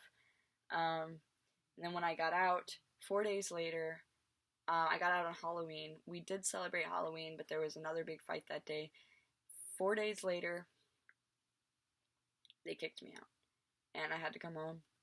And that was also a very traumatic experience because I had been gone and living on my own, so when I came home and realized how my home life was like, and like some of the trauma with my parents, like I said, I have a very complicated relationship with my parents, but I don't really want to get into that so much, just that they have issues too, and basically the episodes that I've had, they've had the same ones, which growing up, because they haven't had treatment, impacted me in the same way that I felt like they were acting like, child's having a temper tantrum and screaming at me a lot and stuff, and have said some awful things. So I think I don't blame them, because I know that I'm healing still, and I hope that they finish their healing and get treatment eventually. But so when I got back into that place and realized how my life actually was like when I didn't have the, like, glamorous escape that I was in, I started really processing everything, and it was just a very awful experience in total. But then, one of the things we had fought a lot about was he used to have a turtle, and he didn't take care of it well enough, and he had to get rid of it because it had shell rot and stuff, and he felt really awful. But I wanted to get another turtle, and he basically said that we could never have a turtle. And it was just a stupid fight that we had. But once he got out, once I got home, I bought a tortoise and ended up maxing my credit because tortoises are very expensive, and getting him all the stuff he needed was very expensive. So the little bit of credit that I had left, I spent it all on a tortoise. But I don't regret it. I'm completely broke now, and I don't have my safety cushion now that I had. But it's okay because my tortoise is my best friend in the world. I suppose I could draw this part again. Sorry, I got into really depressing stuff and I didn't really want to draw it, but this is my tortoise. His name is Mort.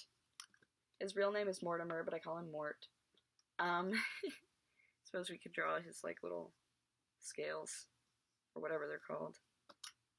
The stuff that could pyramid if they have a disease, but it's not. They're not called the pyramids. I don't know what they're called. I forget. Mort is my best friend in the world. I love him. He's gonna live for like 50 years and stuff, and I'm gonna have him for the rest of my life, and that makes me very excited.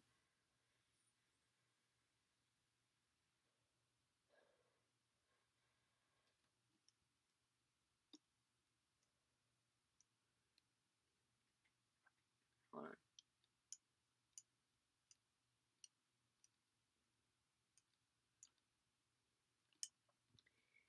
Anyways, so then, basically, I was just living in like an empty room. I was languishing. Literally, all of the stuff that you see here was not there.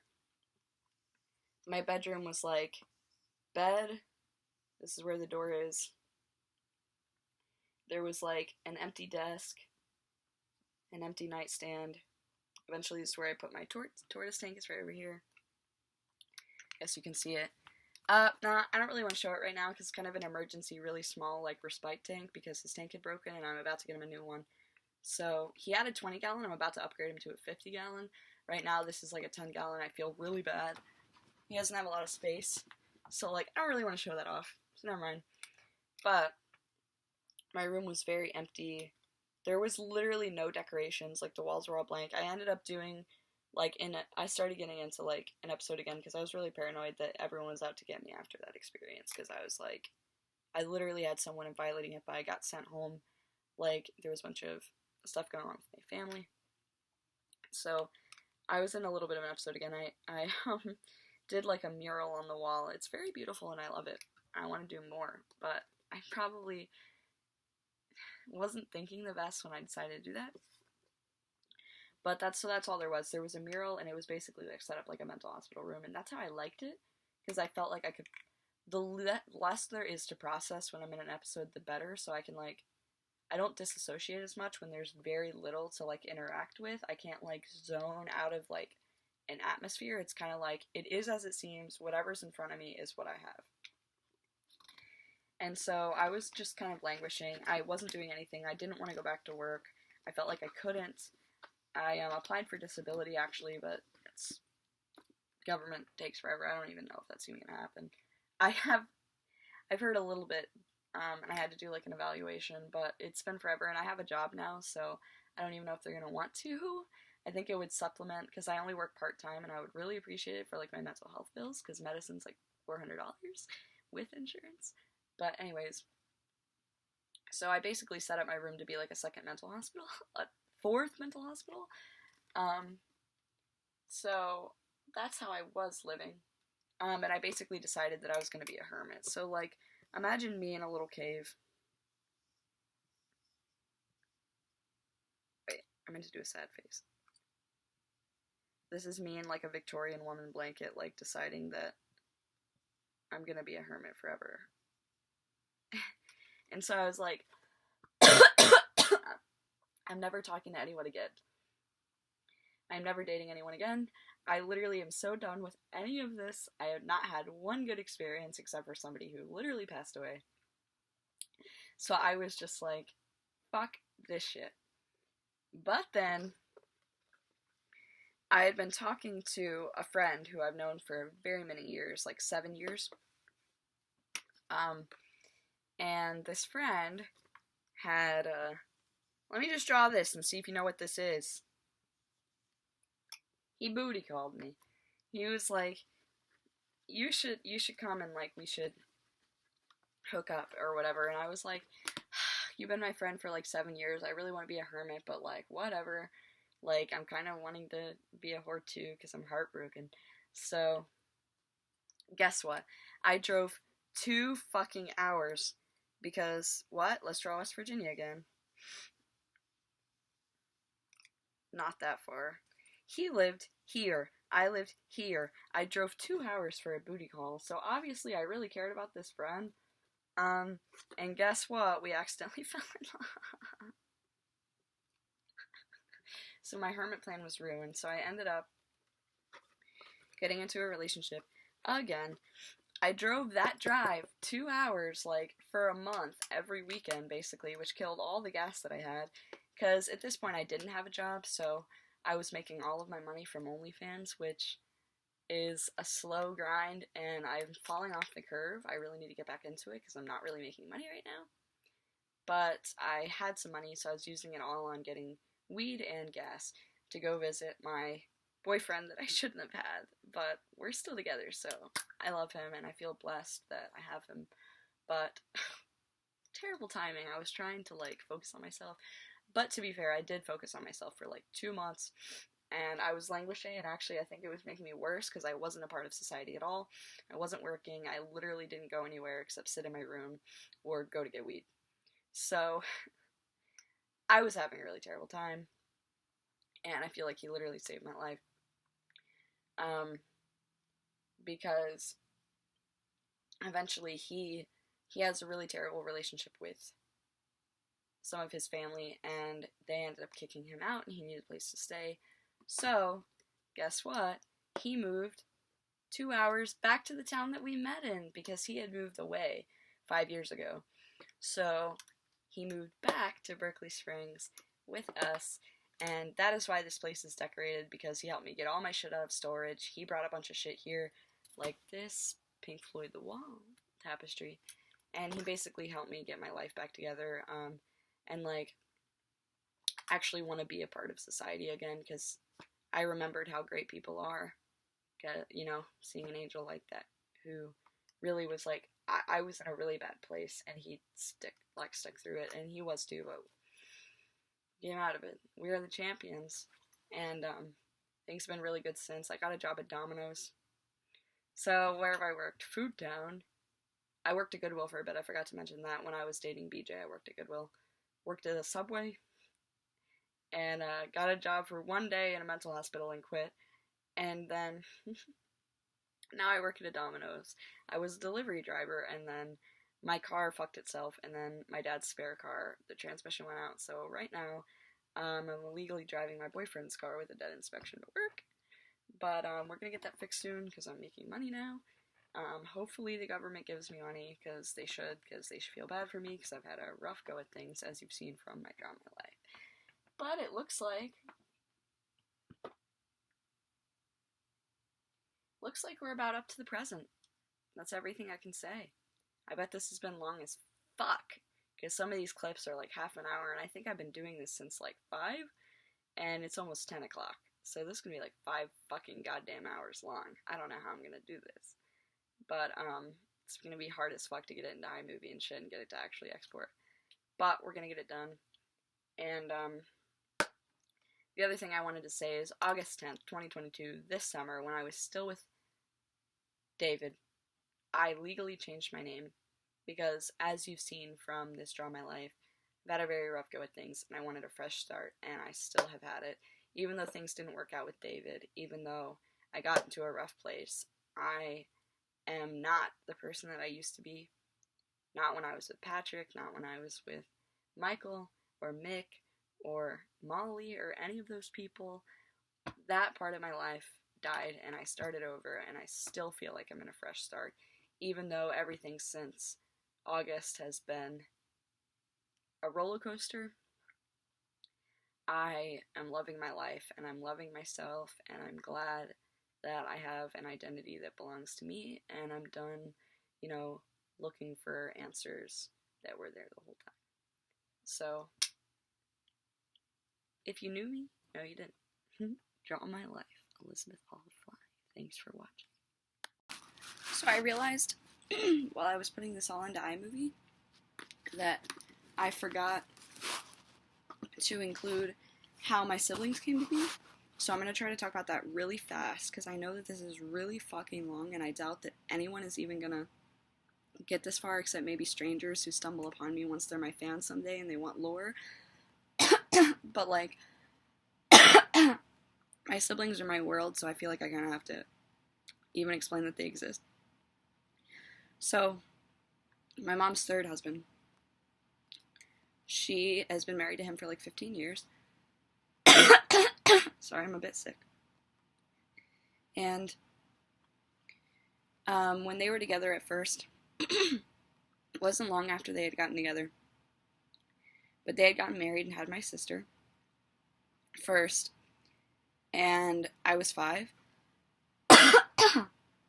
Good goshes. Good goshes. Anyways, they had my sister, and I remember the day that my mom handed her to me in the hospital, I cried, and it was for a lot of reasons. 1, it was the most beautiful thing I'd ever seen. 2, I was jealous that I had had a real sibling and that I wouldn't be an only child who was, like, not spoiled because we were poor, but, like, focused on the most anymore. And also because I was sad that another kid could be brought into the world that I was in and anything bad could happen to them. So I was just terrified. I had a lot of emotions. And, like I said, I told you about the stuff that started when I was 4, so I didn't want anything like that to happen to her. Then, when I was 6, my brother was born. And actually, he's named after the first boyfriend I had in kindergarten with the little heart question mark, because my mom needed name ideas for boys, and I was like 5, when she was pregnant, so I was like, this is my favorite boy name, so I gave it to my brother. But anyways, my mom actually used my idea, so that's kind of funny to me still. But anyways,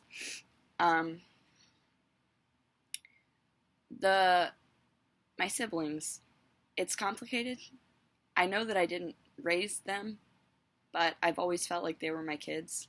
And I felt like I had a great deal in their upbringing because my mom used to work a lot. Like I said, they love Food Lion. I mean, they love grocery stores, so my mom worked at a Walmart for a while to support her art business and stuff.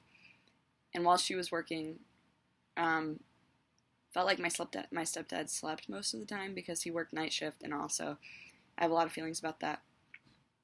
But when I was there to visit on the weekends and some other times for like holidays and stuff, I felt like I basically was responsible for them, like changing their diapers, feeding them, cleaning the house and stuff. And my mom, it's long gone now, it's like a decade away now, but they had like a cat epidemic, so there were a lot of cats, and I was in charge of like keeping the house clean and stuff. And if I didn't, I felt like there was a lot of verbal abuse that went on there with him. We've made peace with each other now, I think, but I don't know if him or my mom has fully accepted kind of the trauma that he's put me through, because he used to say really terrible stuff to me, and there were a lot of times where he just did things that were really not good. Like, there was a time when I have chronic migraines, and I had a migraine, and I was like throwing up and stuff, and he had the TV on like 60, and I asked him if he could turn it down, and he turned it up to 100 to be an ass. There was another time my sister had broken a glass when she was like 2, so I was like 6, and 6 or 7, and I had been, maybe she was 1, so I was like 6. It was before my brother was born. Anyways, I was watching her, and she had broken a glass in the kitchen and cut her toe a little bit, and she was crying a lot, and I was trying to clean her up and the glass up, and he walked out and picked me up by my throat and was yelling at me. There was another time, they say it was a joke, but like it didn't feel like a joke. At like 5, he was like chasing me around with a sword. There were a lot of things like that. There was other times where like, there was a time where my friend was going through that stuff with Ask.fm where they were telling her to kill herself, and I was trying to talk her out of suicide, and he took my phone away because I was on my phone too much, and I was trying to explain what was going on, and it felt like he didn't care, and basically said we were being childish anyways. And so I had a lot of trauma there, but I feel like he also similar to my parents, had a rough go at things, and I feel like he just has a lot of issues. And like I said, nothing like that has happened for like a decade, so I feel like we made peace with each other, and I actually care about him kind of a great deal now because they're going through some tough stuff, financially and things right now. So I feel bad, and I hope the best for him in his life. I don't have any ill will towards him either, but that was a really hard part of my life too. So I think that's kind of why my brain skipped over it.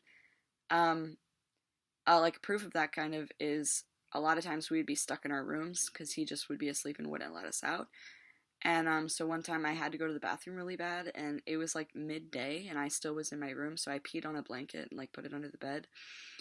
And like I have never had issues with like incontinence, like peeing myself, except for when I was there, and I had to wear diapers when I was there because I would pee the bed a lot, and I had never done that anywhere else except for like I said at Allie's house, but it was kind of like felt like my mom's house, kind of. I don't know how to explain it. But besides those two places, I've never peed myself. But then when I was at the hospital that I felt like I was signed into under duress, I kept peeing myself there in the night. And I feel like it was proof of like the situation I was in, just reminded me of my childhood, and I felt powerless with everything going on. So yeah, I just felt like I had to add that bit in there. Because that's a really big part of my life I've been wanting to open up about for a really long time. So that is everything I can think of. Life story. Thanks for watching.